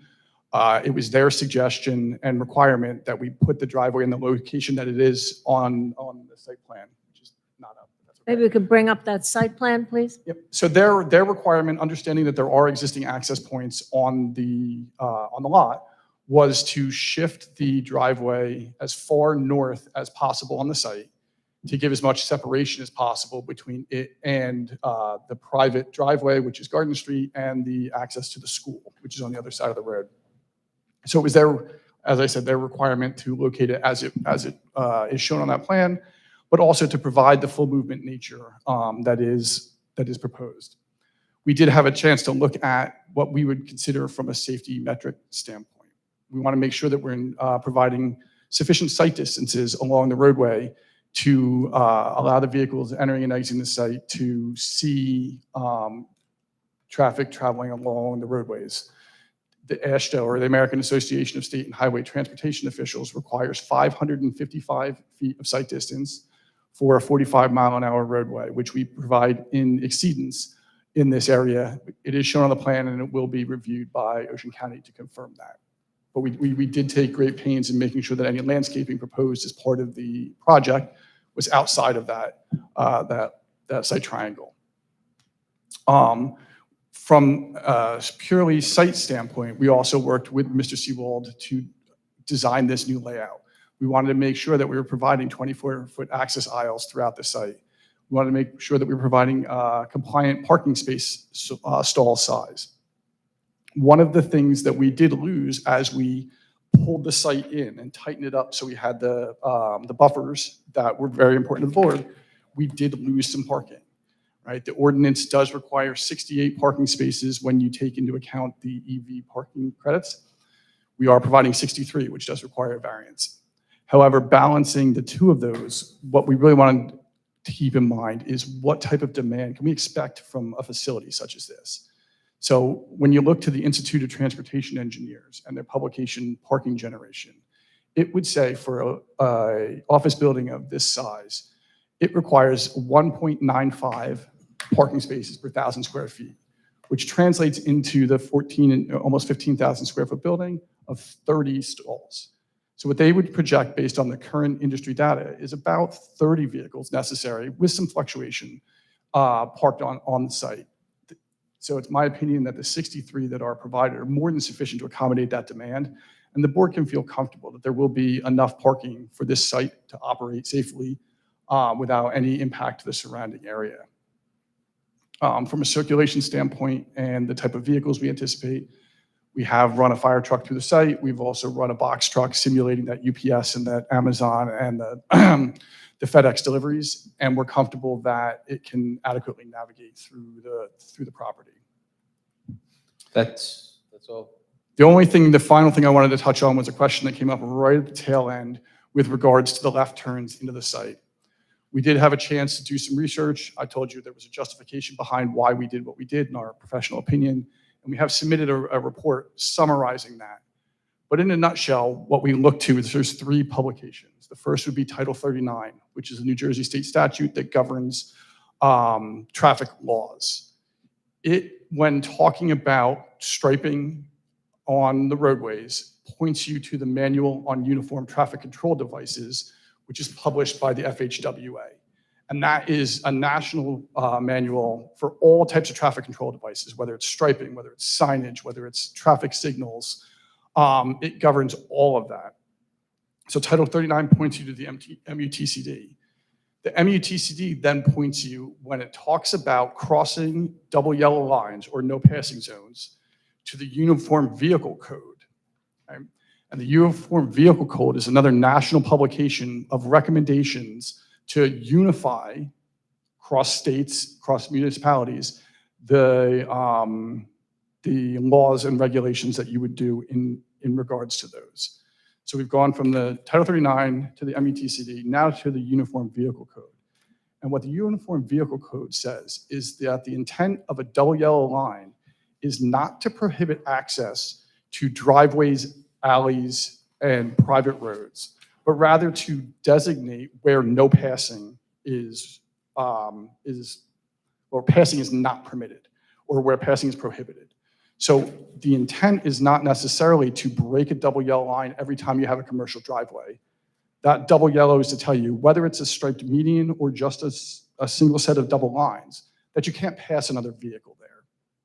So when you look at all that, the Uniform Vehicle Code says that you can traverse a double yellow line to enter a private driveway. The Uniform Vehicle Code, MUTCD says that you should follow the Uniform Vehicle Code. Title 39 says you should follow the MUTCD. So that's how we render the professional opinion that you can cross that double yellow line to get into a private driveway. And all that's documented in the report that we submitted as part of this resubmission. Mr. Peters, you comfortable? No, I've been sitting in a chair all day. Sorry, we're Sorry. sitting here too. Oh. As it relates to the testimony about being able to cross double yellow lines, I don't take any exception to that. I know sometimes our traffic safety folks and our emergency service folks have some concerns about that. They've even suggested that you can't do it even in front of the police station across the way. I don't disagree that what's been testified to is correct. My question has to do with safety, given the location of the existing access points across the street, which, do you have a exhibit that shows the access points for the school and for Jackson Crossing? A1 is probably the overall aerial. If we could go back to A1. That was part of the original submission from November. I mean, there's a sheet 2 that sets the aerial. We could do that too. Either way, yeah.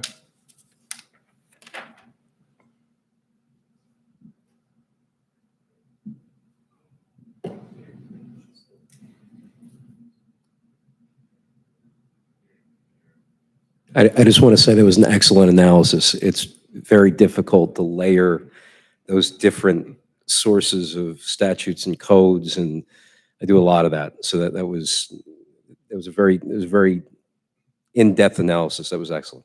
Well, thank you. It's one of those, as the last meeting, I was like, I know there's a rationale behind it. I need to give you all the basis. So zooming in, right, you have this entrance to the school on the opposite side, I think is what we're discussing.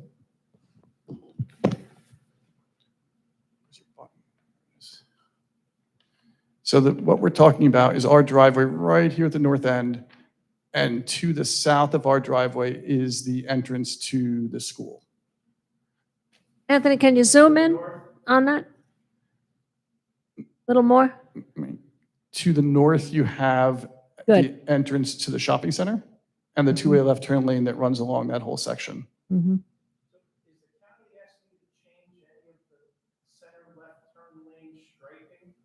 As a result of the relocation of your entrance and your application?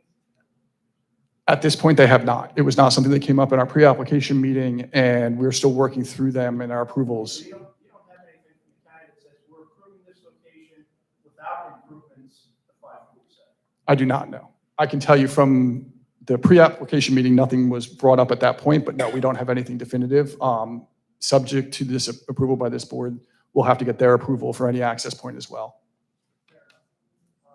It'll be subject to. And that'll be subject to an outside agency approval? Absolutely. Thank you. And I don't know if you're the person to ask it to, so I'll ask Mr. Alfieri.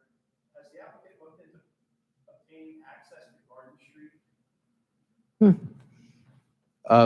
From the private the private owner of that, I don't believe so.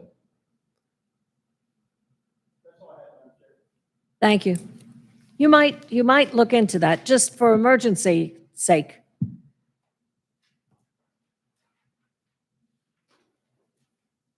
And the applicant will still be subject to traffic safety review, correct? Yes. Yeah.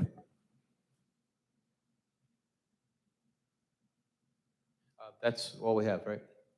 All right, open for public session? Well, we please? have to bring Oh. our planner back, Josh back up. You're gonna for have him back up? planning. All Yeah, right, just- thank We you. had to get this on so he can. Sure.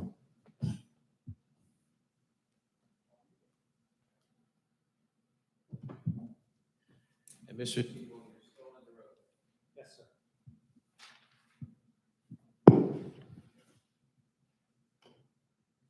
So we have two variances that we're seeking before you. The first one we'll talk about is section 244-96T. That is maximum building height. As you heard from the project architect a few moments ago, 35 feet is permissible within the underlying zone. 36 feet is proposed, AKA we are seeking a 1-foot deviation and request. It was previously back in November in 2025, 37.5 feet. That's been reduced. This is going to fall underneath the C2. We talked about it a little bit earlier. That's the deviation can be granted by the board. We call that flexible planning.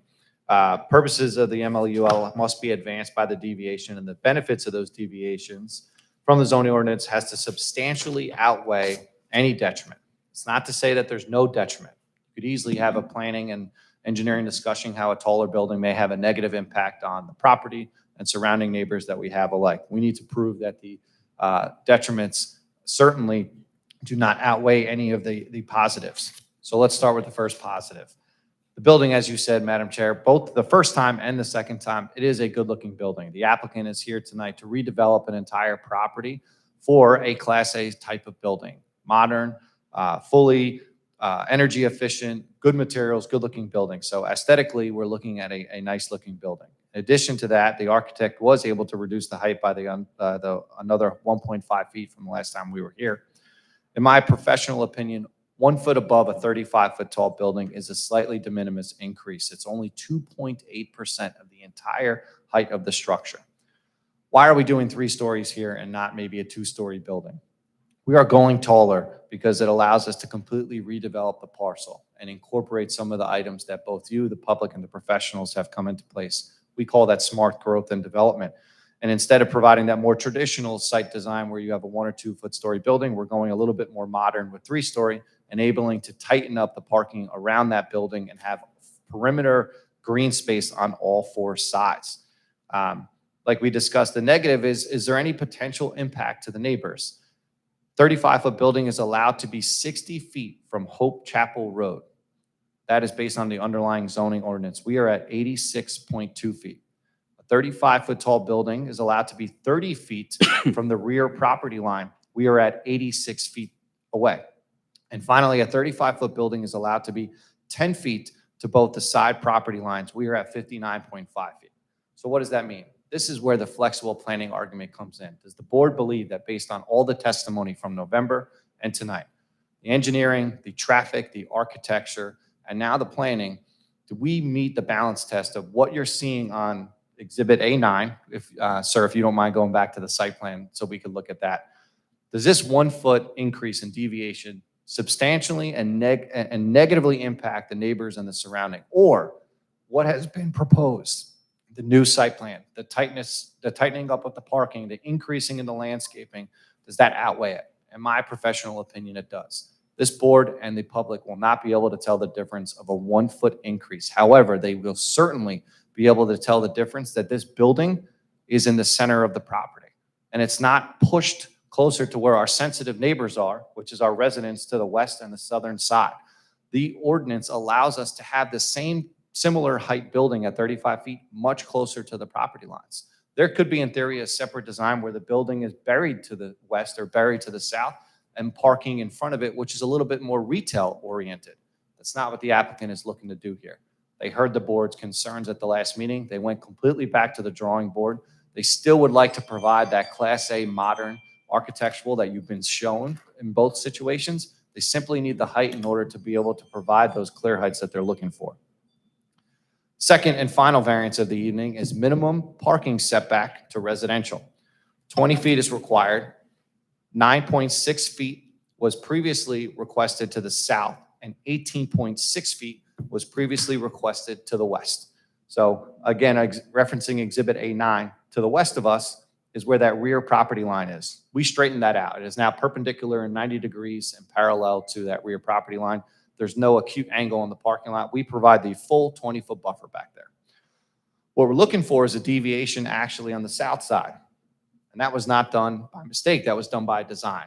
Why? Because that is the unique and acute angle of the property line. We talked about it in existing conditions. It's a unique shaped property. It's not an exact rectangle. So we made sure that we complied now with the redesign. The northern property buffer, 10 feet complied. Western side, 20 feet comply. We comply with the setback from the front. The area where we don't comply with is these 10 parking spaces over here. That 20-foot setback offset of that acute angle property line comes right along here. So the first 10 parking spaces not only meets the 20-foot standard, it greatly exceeds it based on the shape of the lot. And that was done on purpose. What happens is as the property starts to cut into the corner, we then have this deviation that we're seeking. So 10 of the 20 spaces on the southern side property line is now located within that buffer area. Again, I believe this falls within the C2. The benefits must outweigh any detriments associated with this. If you look at the property in today's conditions, That back southwestern corner property was completely developed. It was a gravel and a pavement area for whatever use might have been there, illegal or illegally, but it's real and pragmatic is that it was fully developed. There was no buffer out there. This development before you this evening is going to provide landscaping. Yes, there is a retaining wall over there with a 6-foot fence on it now, but that in itself also acts as a buffer to this private driveway. It's also, in my professional opinion, the least impactful portion of the site to the residents. Why? Because it's next to a roadway. It's not like my neighbor's house and their backyard is coming up there where we really want to make sure the buffer is. Over here is the closest portion to Garden Street, which is a private driveway. If we're going to have any deviation, let's put it in the place that has the least impact to all of our neighbors, most importantly, the residential. So overall, I believe that the redesign from the positive criteria allowed us to eliminate a lot of the buffer variances that we were seeking previously. And we increased the buffer along the majority of the private driveway that is known as Garden Street, which actually where the residents live much closer to South Hope Chapel Road. And again, like I mentioned, we are providing inside of there the wall, 6-foot fence, and the landscaping. In my professional opinion, there's no substantial detriment to the public goods zone plan or zoning ordinance because the overall development has now been reshaped so that you have that true perimeter landscaping. Those are the two variances that I believe that we have associated with the project. You heard from Mr. Peters earlier that parking is more of a design waiver, and you heard from the project architect that we dropped one of the two building mounted signs to one. So a vastly improved application when it comes to any relief that we're seeking. We still have a handful of design waivers that happy to answer any questions, comments on. A vast majority of them have either been eliminated or improved. We can certainly go one by one. We can pause right now. Have any questions? Let's do that. The one by one, madam? Yes, please. Certainly. Right into it. 244-197J, no driveway shall be located less than 10 feet from the property line or 30 feet from an existing driveway. As you heard from my colleague, Mr. Taylor, we essentially buried the driveway on the northern portion of the site based on what Ocean County was looking for us to do. From the applicant's standpoint and the engineering team's standpoint, sure, the further it moves south, then you're in more conflict with multiple ways. We get it from an engineering and a traffic standpoint. So design waivers, as this board knows, we don't need to talk about the C1 and C2 and the proofs. We simply have to talk about, is it impractical? Is there a hardship? Or is there a better design? Those are really some of the prongs when we get into design waivers. Ocean County has jurisdiction over the road. We don't disagree with them from an engineering and traffic standpoint that the further north this driveway can be next to the property line, away from the intersection, is an improvement.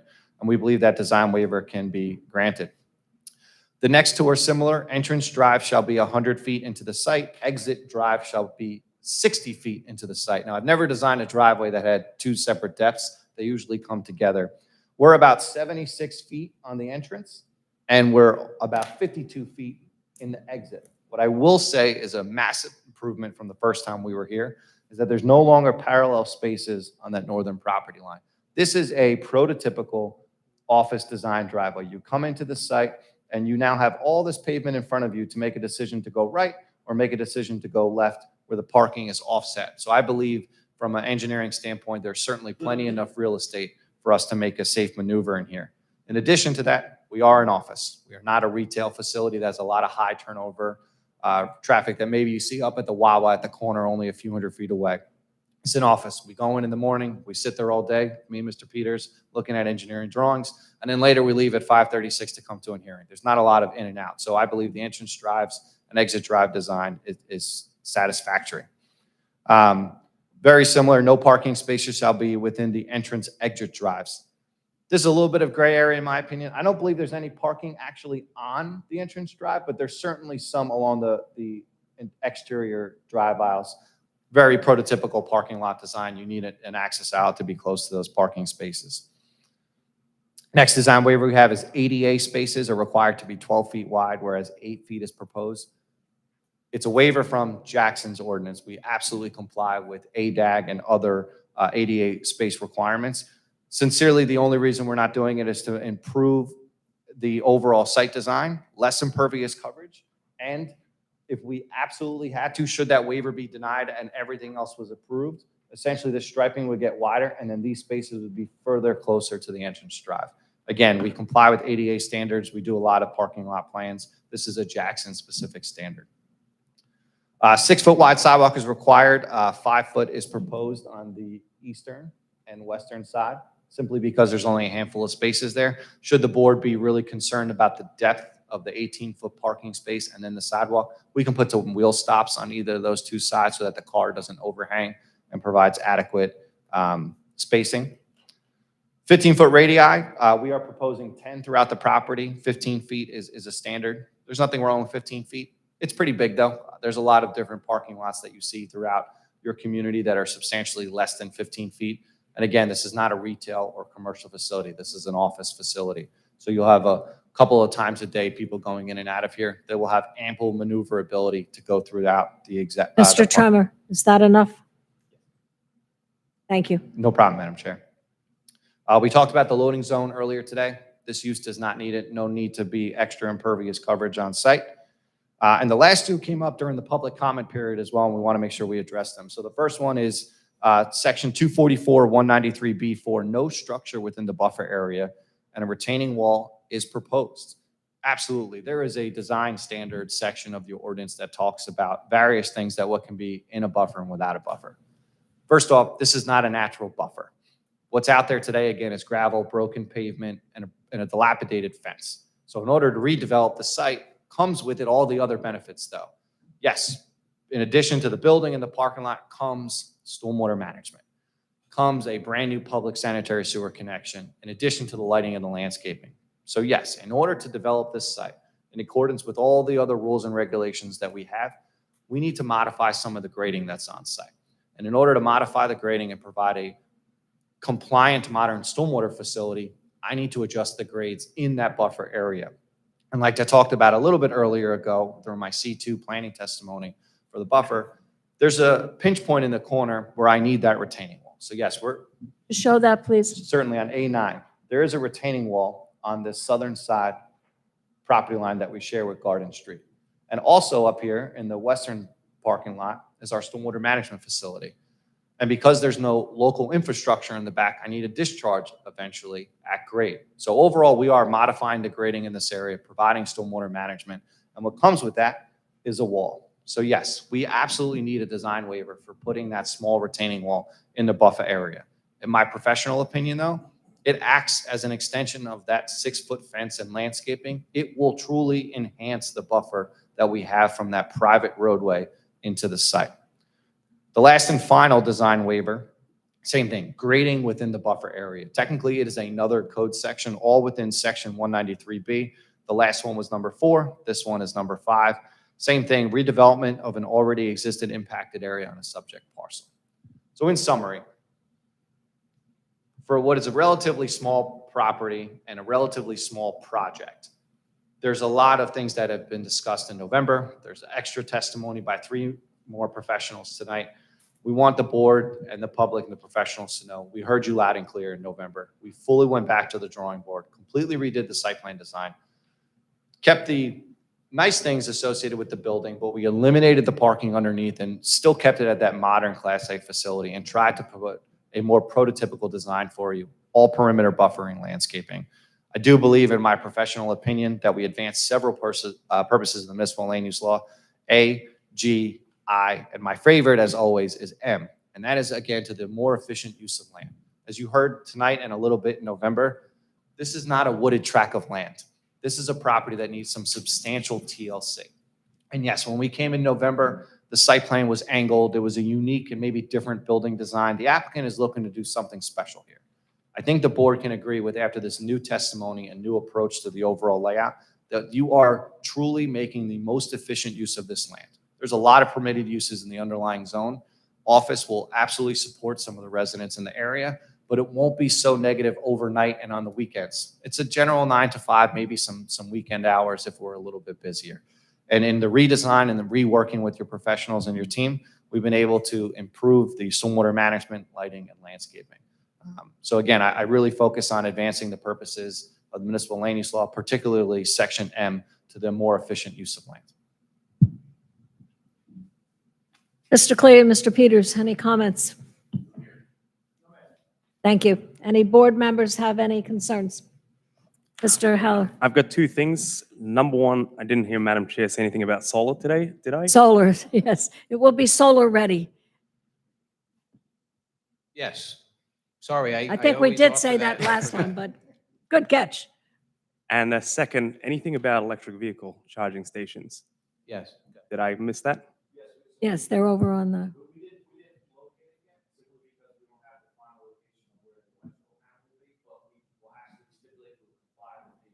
That's what the, EV stature. so that's what the credits are for, right? The parking credits? That's correct. and not, It would not be near the building. near the it would be building. away That's from- the That's other. correct. Thank you. Right. Anything else? Anyone else? We ready for the public?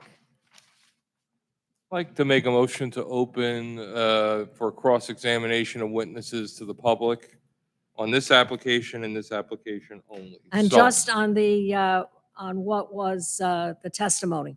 Yes. Second. All in favor? Aye. Aye. Good evening. My name's Adam Heidi. I am a resident of Jackson. I live at 70 Verbena Court. Do you swear or affirm to tell the truth, the whole truth, nothing but the truth? Yes, sir. All right. And just fair warning, not a warning, but I am on the Environmental Commission, but I'm just here as a concerned resident. You're here as a member of the public, correct? Correct. Yep. All right. The environmental impact statement, when was that actually emailed or submitted to the township? Or when was the environmental impact statement conducted? Dynamic Engineering submitted our resubmission to the planning board on February 13th, 2026, both via hand delivery as well as an electronic submission. The environmental impact statement is dated August 2026. However, it was provided to the board back in February. And I believe it's on the website. Perfect. And when was the last time you guys appeared before the board? November. November, okay. And you had said you significantly redesigned the site plan, correct? That is correct. Would that require a new submission to the Pineland Commission for review? Not necessarily. So the Pinelands has jurisdiction over certain items. The township has jurisdiction over other items. If you take a look at the last review letter that the Pinelands had, they had a couple of comments remaining for us. As you know, we're not allowed to come to the board before we get past a certain threshold with the Pinelands. They allowed us to come to the board and start these proceedings. They did have what we'll call two conditions to those Pinelands standards, and we then provided an itemized response how we addressed them. Okay, and when exactly was that correspondence, the last correspondence from the Pineland Commission? I can get you that date. It was last year, though. Correct. Would it be June of 2025? Sounds right. Yep. Awesome. And did they issue a letter of consistency or a letter of inconsistency? It technically is considered an inconsistency letter, but again, it's a certificate of filing to come to the board with two conditions that we Correct. must address. Correct. And do you know how many items the Pineland Commission raised of concern? Well, there's only two left. Which are the two, what are the four concerns they had raised, and which of the two have you remediated? Can you advise me what the four items that you're concerned with, and I'll address them for you? Absolutely, sir. Can you give me 10 seconds?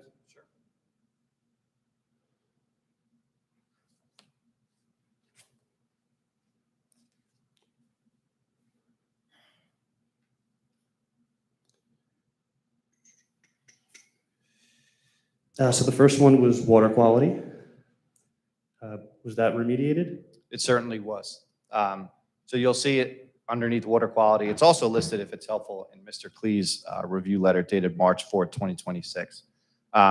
Underneath water quality, it says the proposed development must be serviced by public sanitary sewer service. The applicant proposes to connect to an existing sanitary sewer manhole located on a different site across the street in South Hope Chapel Road. We advise that there's an existing commercial shopping center located on that parcel. It has not been demonstrated that it is currently adequate sanitary sewer capacity. So since then, as I testified to earlier, we have an email thread. So you have not achieved a confirmation of sewage capacity yet, correct? We have, yes. You have? Yes, they basically said the existing 3-inch force main does not have capacity. Dynamic Engineering provided a solution which was replacing that 3-inch with a new 4-inch force main, which allows new capacity. greatly exceeding the less than 2,000 gallons per day that this applicant will do.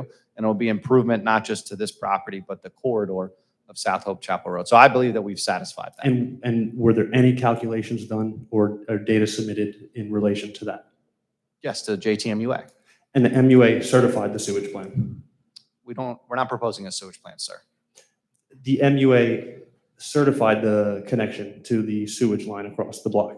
No, they have not we don't have our final JTMUA permit. So the sewer authority, they have not approved the connection yet? They have advised us that they accept the 4-inch sanitary sewer line. So we are now, since then, going through detailed calculations to give to them. Okay, okay. Just an excerpt from the EIS, you said, the proposed development will connect and improve the existing sanitary sewer system. It is going to improve it because we're making it bigger. How can you prove that this will improve the existing sewage system with no data? I can happily answer that question for you. Please. Please keep asking as many as you need. I will. A 3-inch sanitary sewer line has an X amount of gallons per day it can handle. So when JTMUA and the board basically said, listen, this 3-inch line is at or above its capacity, we said, okay, a 4-inch is substantially greater than what the existing flow is. It will handle the under 2,000 gallons per day that our facility is going to add to it, plus help improve any future developments along the way. So basically, a 3-inch pipe allows a certain amount of gallons per day, and a 4-inch allows more. So I can. So it was all verbal? Say again? There was no quantitative model. It's all verbal, just based off of what you were going to do. Sir, it's arithmetic. A 4-inch line allows more gallons per day than a 3-inch line. Has the board received those calculations? Well, first of all, that's a utility authority jurisdiction. So they have to receive the final design plans and approve them. It's not a planning board function, it's a JTMUA function. Okay. I'm only asking the question because I spoke with the Pinelands Commission today and that problem was still listed. Yeah, agreed. We have not. As inconsistent. The water quality is still inconsistent per the Pinelands Commission. So I'm just trying to figure out how. Right, I don't think you've Josh, reached- I don't think he testified that he got a letter from the Pinelands saying they've all been addressed. He's saying how he's addressing them. Yeah, Adam, could I? Yes, and that would be a condition of approval as well. Yeah, so let me just chip in real quick. So what happens, it's a complex chain, right? So we have municipal utility authority, right, that has to approve those calculations, right? So that's an outside agency approval. But then what also happens is that all that is also reviewed by the Pinelands in a follow-up letter. It's called a no callback letter, right? So what's going to happen is that everything that they submit to the MUA, they're also going to have to submit to the Pinelands. Pinelands is also going to have to review that to make sure the calculations are right. So there's only so much that can be supplied to us based upon the condition of approval that they've agreed to with the MUA for expanding the capacity. So it's just another way of saying that it's outside agency approval. But No, I hear Yeah, that. yep. But what he's testifying Yep. directly contradicts the formal letter issued by the Pinelands Commission. He's saying they've achieved sewage capacity, but there's no formal documentation from the MUA that states that. I think he referenced an email to Mr. Bressi when Mr. Bressi asked about, is it guaranteed? He referenced what they Right. were working on now. No matter what happens now, if the MUA says it's no good and the pilots don't like He's it, got to come back. they're gone. Yeah. They're gone. We were on the Yeah. same And the page. problem you Yeah. got that you can't accept that the outside agencies have the final say, and you just will not accept that, and you never do. Yeah. Maybe if you just accept the facts Yeah. that the outside agencies have the final say, or they get nixed. Yeah. Very simple. Would you consider maybe scheduling hearings after the Environmental Commission has reached? can't. No, that's not how it works. We cannot. Wouldn't that be logical? There- Yeah. No. We cannot. Mr. Bressi? Explain the court order, please. All right, yeah, so what happens is that there's something called the time of application rule. So whenever an application is deemed complete, depending on the type of application that's submitted, whether it's a preliminary concept hear review, we only have X amount of days to pursuant to the municipal land use law to hold a hearing. So- Why would the chairwoman reprimand Mr. Tremor? when he simply received the EIS 2 weeks ago, if you guys are just meeting, right? It's not fair to do that. I'm only speaking to the time of application rule, right? So Well, we, Mr. Bresci, You know what? Pinelands, DEP, history shows, they will not give a final letter of approval until an applicant gets an approval from this board. They're not going to look at the thing 3 and 4 times where the applicant keeps coming back and forth with half and half. So they don't make a final move until the applicant submits their final stuff, they have an approval, and that's how it works. That's the facts. Ask the attorney. that's great. We agree with each other. That's perfect. all right, so we'll consider asked and answered. You can keep on going. Okay. Have you resolved the stormwater management issue? We have. In our itemized response, we provided that we have exceeded the volume that must be recharged back into the ground. Okay, so then you didn't resolve the soil permeability issue? There's Sure. 2 stormwater management issues. One is volume and the other would be, There's technically 3. So the first one is volume. It basically says how much has to go back into the ground. There's a minimum requirement based on 7:8 Pinelands and the BMP. 13,000 square feet is required. We're providing 17,000 square feet. fulfilled. Understood. The second one is the total nitrogen reduction. We have redesigned, resubmitted, added calculations to our drainage report, and 53% are required, 59% is proposed, so we comply with that section. Can I ask you a question, sir? Yeah. Why wasn't, does the environmental impact statement contain a nitrogen load analysis? It probably doesn't. Probably doesn't? Yes or no? Respectfully. Sir. Does the environmental impact statement even include the word nitrogen? I'd have to review that. I don't know every word that's in that off the top of my head. However, to answer your question, if I may, the environmental impact statement is one document associated with a very large amount of documents. The stormwater management report is comprehensive. It talks about nitrogen for the board engineer, the public, the members, and the DEP. So, sir, there is The no. impact statement did not include the word nitrogen at all. It never referenced nitrogen reduction at all.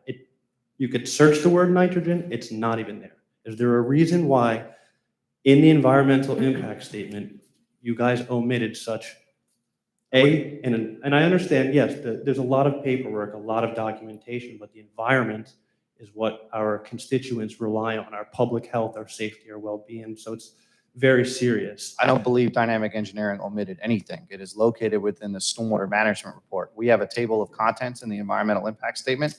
If there was a review letter from an environmental commission and if they asked for nitrogen, I'd be happy to amend this report to take the same information from the stormwater management report and put it into the environmental impact statement. We can certainly make that a condition of approval should the board ask.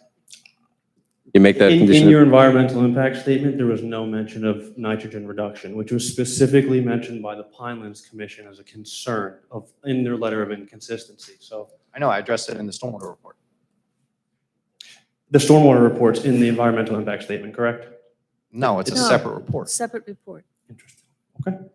Excuse me, can I ask a question? Yes, sir. Why wouldn't you go to the Pinelands Committee meeting and I bring do. those? And you brought those issues up. Multiple applications. So they're the persons that got to give you the answers. Why are you duplicating it here? I'm sorry? Why are you duplicating those questions here where we don't have the end ability to answer? Why would I Final ask the determination. planning board environmental questions that No, I didn't say affect our questions. residents? I said, Why would I verify the due questions that were process just- of no. a planning board application? know what I'm saying. Why are you already been told that those issues are up to the planning board? Are you asking me why I'm here right now? You would agree. How many times has this very board approved things? Do you know what a call-up letter is? So I think what, Give me 1 second. Mr. Rogers, do you know what a call-up all right, letter is? Adam, hang on a second. May I please just go No. back and Hang forth hang with on, Mr. hang on a Rogers? sec. Let Mr. me Rogers, just, do you mind if we so- finish this question? No, the attorney is Adam. addressing you. Adam, so I think what's happening here is that, so you have 3 different things at play right now. You have the EIS, you have the phase, you have 4 different things. You have the EIS, you got the phase 1, you got the phase 2, and you got the stormwater report. Each one of those has different mandates, has different things that are required in it, right? So it's easy to overlap one or two or three of the four and say that conditions from one should be in the other. So the nitrogen, a lot of that is in the stormwater management report, correct? That is submitted to the board, reviewed by the board engineer, also submitted to Pinelands Commission, and going for that. So I understand where you're coming from. There's multiple layers that overlap when there's four different reports. So and I know what Mr. Rogers was indicating. It's that of jurisdiction. It's who has the final say, right? So Let's just take a letter of inconsistency. Adam, right? Adam, A one letter- second. Do Adam. you know what a letter of inconsistency explains? Adam. Well, let me tell you what it explains. No, wait. Oh, yeah. It- I know what it is. Excuse I know what us. it is. You're not giving I- I- testimony I can't answer here. 5 people. You're not we giving got we testimony. got to Answering keep. que- yes, You're questions. asking questions. Your team's Excuse testifying me. for you, so You're I'm having a asking hard time questions. answering. You're asking questions. Please ask questions that We deal got with. we got to Well, keep I would it like And to. that's insulting to say that we're their team. Respectfully, I would like to ask questions without being. Well, maybe if you criticized. stopped Excuse me, insulting us, Mr. you wouldn't be Sullivan. interrupted. Okay. May I speak? I'm Adam, curious why I'm Adam, asking. can I add something? Adam, it's me. Can I add something? So before we move on from this issue, I think I'm picking up what you're putting down here. I think because it's a direct issue with the Pinelands Commission with the nitrogen loading. It's our own can we add- ordinances, guys. These are our own ordinances. Can we add the stipulation into the? These are our own So ordinances. so what we can do, right? You know- Adam, I feel like I know. my speech is being restricted. No, and I listen. have- Listen, I have no listen to what restrictions on my time. I'm trying to help you, right? So what we're going to do is that we're going to make it conditional upon the nitrogen calculations being approved by whatever authorities are, whether it be Mr. Klee or Pinelands, whoever is the appropriate authority to review and I determine appreciate it, that. right? So But- we'll but make that a look, condition of approval. I find it, I feel these are our own rules. Their designs don't fit within our ordinances, and that's what the Pineland's saying. So for you to ask me, why would you even? Right, so but what They would don't happen? even follow our own township ordinances. But sir. what That's why I'm here. happens Okay? is that if it goes to the Pinelands says no go, which is, to Which be they fair, did. which they did. I mean, they came back with a letter of inconsistency. So they have to apply to, they have to comport with everything now. And I'm saying So- 10 months later, have you resolved any of these Well, things? can I'm I- asking so- questions. So I It's can been- answer that. Right. I could answer. So all that Pinelands requires to come to this board is a certificate of filing. Correct. It doesn't say we have to now address all their inconsistencies. We have to do that ultimately, but we're not going to do any of that until we get past this level of approval. Absolutely. And as a constituent, I'm allowed to inform my board, whose job is to both respect your due process and the best interest of the township, right? But you're asking, why did we do it? The answer is because we don't. We don't do it until after this layer of approval is obtained. Because Pinelands doesn't want to get piecemealed. Yep. If they make a plan revision, we have to go back to Pinelands. It's a cycle. We get township approval, then we get everybody Fair. else's approval. I understand that. You describe it so sweetly, but not all applications are perfect and sweet. You guys slip, not you. People slip things in all the time. All right, so But I let's don't know how consider. you fix that. Let- All we can How say you is. fix it is you thoroughly review. Okay, hang on. So let's consider the nitrogen. Yeah, one at a time, one at a time. All right, so let's consider the nitrogen asked and answered. We'll move on to the next one. That's good. And again, we comply with the nitrate calculations that's in the engineering report. The final item that was left for Pinelands was soil permeability. It was talked about in November. I will repeat the testimony that was provided by my colleague, Mr. Ritchie. Essentially, because we're in Jackson, there's too much sandy soil. The water goes through it too fast here. Pinelands wants us to slow it down. The easy way to solve that is simply adding a note that says over excavation replacement of the whole basin footprint and about 3 feet of soil around it with a lower infiltratable soil. Generally, you hear the terms K5. That simply means 20 inches or more. You were looking at K4s and K3s so that the inches per hour are underneath 20 inches per hour. It is a simple plan adjustment. It's in the current set of drawings that the board has before itself. It's in the stormwater management report. I do not know if it is in the EIS exactly, but in order to address that section of the Pinelands letter, we did our itemized response on February 3rd. It's a 31-page itemized substantial, and because Mr. Klee correctly put it in his review letter, we had to address it. So I believe we satisfactorily addressed the 4 different components that are remaining with the Pinelands. And just to be clear, the applicant's going to be subject to a no call-up letter or a letter of no further review, which all of this has to be taken care of. This board has no power to deviate from that. That's it. But it's a jurisdictional thing, but I'll put it in there as a condition of approval. Correct. You had a vegetation section in the environmental impact statement. Use the quote, "The vegetation is substandard." What did you mean by substandard? Can you give me a page and a section number, please? Give me 1 second. Is it page 3 under H? H. I can get it for you. I'm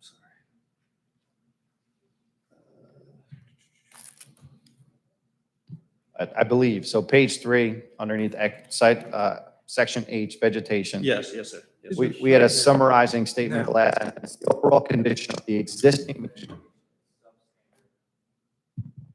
Okay. and So I will be guess you have- improved You as have part. no faith in Mr. Tremor and the Environmental Commission doing their job. Can I Because have that's my who time? has to do this. This is so relevant. Did the report include a vegetation survey? Can you expand on what a vegetation survey means for you?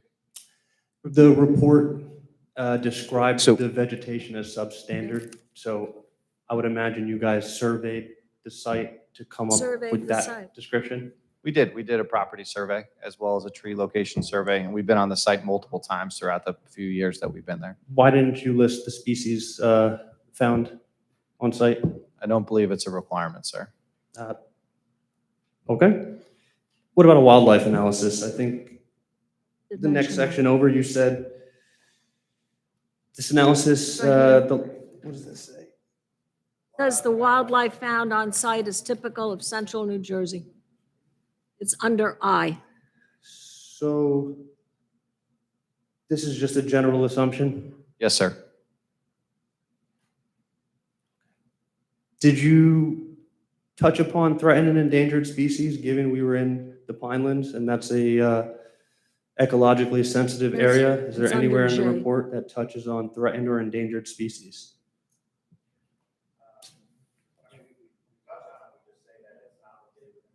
Pretty. So item J after item I, wildlife, addresses threatened and endangered species. Okay, and then that GeoWeb mapping, is that up to, is that how, is that up to regulatory compliance? Is that how an applicant typically deciphers whether or not there's a threatened and endangered species on the site? They would use that map? Yeah, absolutely. It's the first tool I would say that engineers use. I would say board engineers use it as well. To refresh the board's memory and the public, this application has been filed to the. If there was a question about habitat studies or T&E studies, they would have asked us. Yes, here.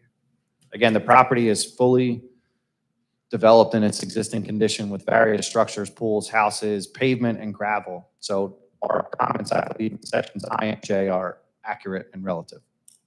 Last couple questions. Just where in the EIS can you demonstrate compliance with any of the 4 issues the Pinelands has raised?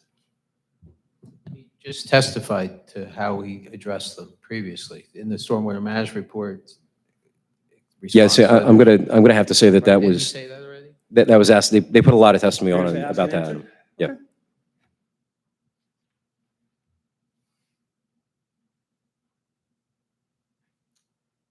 I think my last question is, has the MUA produced any formal documentation relative to this application? We provided testimony on that too. No, that just the application was filed and they have email exchanges, but we haven't submitted anything to this board because that's another outside agency approval that we have to obtain. Okay. All right, no further questions. I do want to say it is incredibly insulting to ask a resident why he would be here in any capacity, whatever it may be. I find that immensely disrespectful. I'm a molecular scientist with a biochemistry background. I'm not here to just play games. I'm here for a reason. Adam, we can't, And yeah, we'll just keep it civil. Let's just, Simple. yeah, I would appreciate that. Right. Thank you. Anyone else have questions for the applicant's testimony? Anyone else have questions for the applicant's testimony? Seeing no one come forward, I move to close the cross-examination portion of this application. All in favor? Aye. If anyone has any comments to make specifically about this particular application, you may come forward now. Hold on. I move to open public comment on this and this application only. Sullivan. All in favor? Aye. Can just comment for the general board. comment. Give your Yep. name for the record, please. Adam Thank you. Heidi. Again, Address? I think I started. He was already sworn. Okay. The board should really look into how they schedule hearings. Again, this environmental impact statement was received 2 to 3 weeks prior to this hearing. Mr. Tremor, the chair of the Environmental Commission, has stated the team hasn't even reviewed the application. So to go forth with a hearing is a little unethical, disrespectful with respect to Excuse the me, environment. there was an application that we heard on this exact property that could have received an environmental impact statement from the Environmental Commission that happened months ago. Months ago. This is just a rehearing of an application that was about the size of the building. The environmental issues have not changed from the first time 4 months ago that this was heard. And as Or has stated, been remediated. as It stipulated by has the, remediated as far as the size of the building. The Wait. property is exactly the same. Nothing has So changed. general comment, general comment. Let's keep it to that. and don't forget, they've stipulated that they must get a letter of no concern from the Environmental Commission. That's So it's great. not being ignored, it's being addressed. Great job. Thank you. Mr. Shea, can I defend myself slightly? Because there was no EIS submitted until February 26, 2026, which I greatly do appreciate.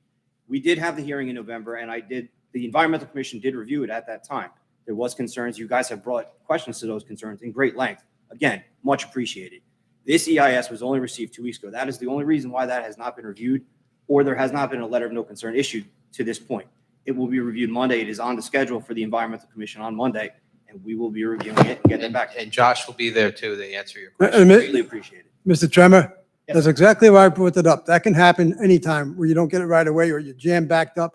That's why I always put in there, they must receive a letter of no concern or it's null and void. So Absolutely. I if mean, it's not done on this time. commit- the So we Environmental are, we Commission- are addressing it together. The Environmental Commission was defunct for years in this town, and we've now recently brought it back and are reviewing it, everything as quickly as possible. So I appreciate. And you we guys understand that you're backed up. It's been a very difficult situation for you. However, this board has a schedule and we need to keep to our schedule. So it's difficult for us as a board if we don't get your opinion from your commission prior to hearing an application. That's my point. And can I add something else to that? And just for the public's edification, if it takes the Environmental Commission for some good reason that they can't get it back for 6 months, they still can't move forward. Yeah. So, I mean, this is protected all the way around. Any approval is conditioned Bond, whenever they on get the it. We didn't environmental put a review from time the frame that the Environmental Commission has to have it next week, next month, or whatever, when they get it. But if they don't get a letter of no concern, they can't move forward. And you have such a hard time understanding that. Right. So what we have at play here is two different timeframes, right? So we got the time of application rule for which we have to comport with via both ordinance and municipal land use law, right? So, for certain applications, we only have 45 days or, so to act, right? To hear the application. And then what happens is that the outside agency jurisdictions, they have to be approved within the resolution compliance timeframe, which is typically sometimes it's 1 year, sometimes it's 2 years. There's extensions involved, but that if it doesn't happen before, then it has to happen afterwards. So, and they can't get a zoning permit to do anything until everything is comported with. Mr. Klee signs off with everything, and the zoning officer then, approves it or denies it. So there's two different. So a planning board is always kind of caught in the middle between a hammer and anvil because there's competing timeframes with different statutes for different reasons for different jurisdictions. So just so that everybody is clear wherever we are in this room, that's what we're up against. Because if we go too far one way, we risk automatic approvals. If we go too far the other way, we risk prejudice to the applicants. So you got to kind of have a balanced approach to this, or else it kind of tips too far to one side, and prejudice either happens to the township or the applicant. So you just got to be careful with it. That's all I got to say. Anyone else coming forward to discuss this application? Seeing no one come forward, I move to close the public comment portion of this application. Second. All in favor? Aye. Thank you. Any comments from the board members or questions? Any comments from the professionals? All right. So I think we're at the point where you got to make a decision. I'd like to make a motion. Based on the improvements they made from the last one, when they came in, they had a waiver on all four sides of the lot. The size of the building, no parking underneath it, all the improvements that you listened to that very well and did a lot of improvements. And based that, out of the 11 outside agencies, they can't move further until they get their approvals from the 11 outside agencies. I make a motion to approve. I'll second that motion, Sullivan, and also want to once again state clearly that nothing gets built without outside agency approval. And we know this. Members of other boards in this town should know that. Unfortunately, it seems that we need to have some kind of education process for other boards. Also, I want to commend you for coming back pretty quickly with those changes and having listened to this board and to the public, because we had concerns. However, it would be nice if you came to us in the first place with things that we're going to not approve. So, save us all a lot of time if you came to us with the right stuff in the first place. Understood. And just to be clear, that the motion is going to be for the two variances, C2 variances, and the waivers which were put on record. For a waiver, you can either approve it under the impracticability standard, which is a balancing test between the benefits and the costs, or an undue hardship based upon the underlying condition of the land. Just in case you guys want to put testimony on regarding that. But regardless, it's going to be with the reduction in variances, with the reduction in waivers based upon the testimony that was presented tonight. Anything in contradiction of the prior night is waived with the testimony tonight being in effect.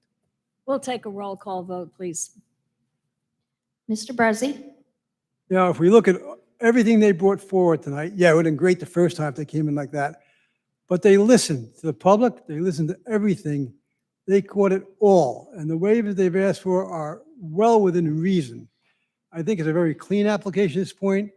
They have to get the outside 11 agencies approved before they can move forward. I vote yes. Mr. Heller? Yes. Mr. Parks? This was much improved, and I vote yes. Mr. Rogers? Yes. Mr. Tremor? With the stipulations of the outside agencies, yes. Mr. Sullivan? Yes. Dr. Campbell? Yes, congratulations. Thank you, everyone. Thank you for listening. Our pleasure.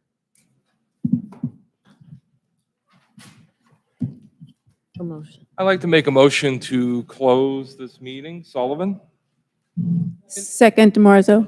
All in favor? Aye. Aye. Remember, we do not have a meeting the first week of April. That's right.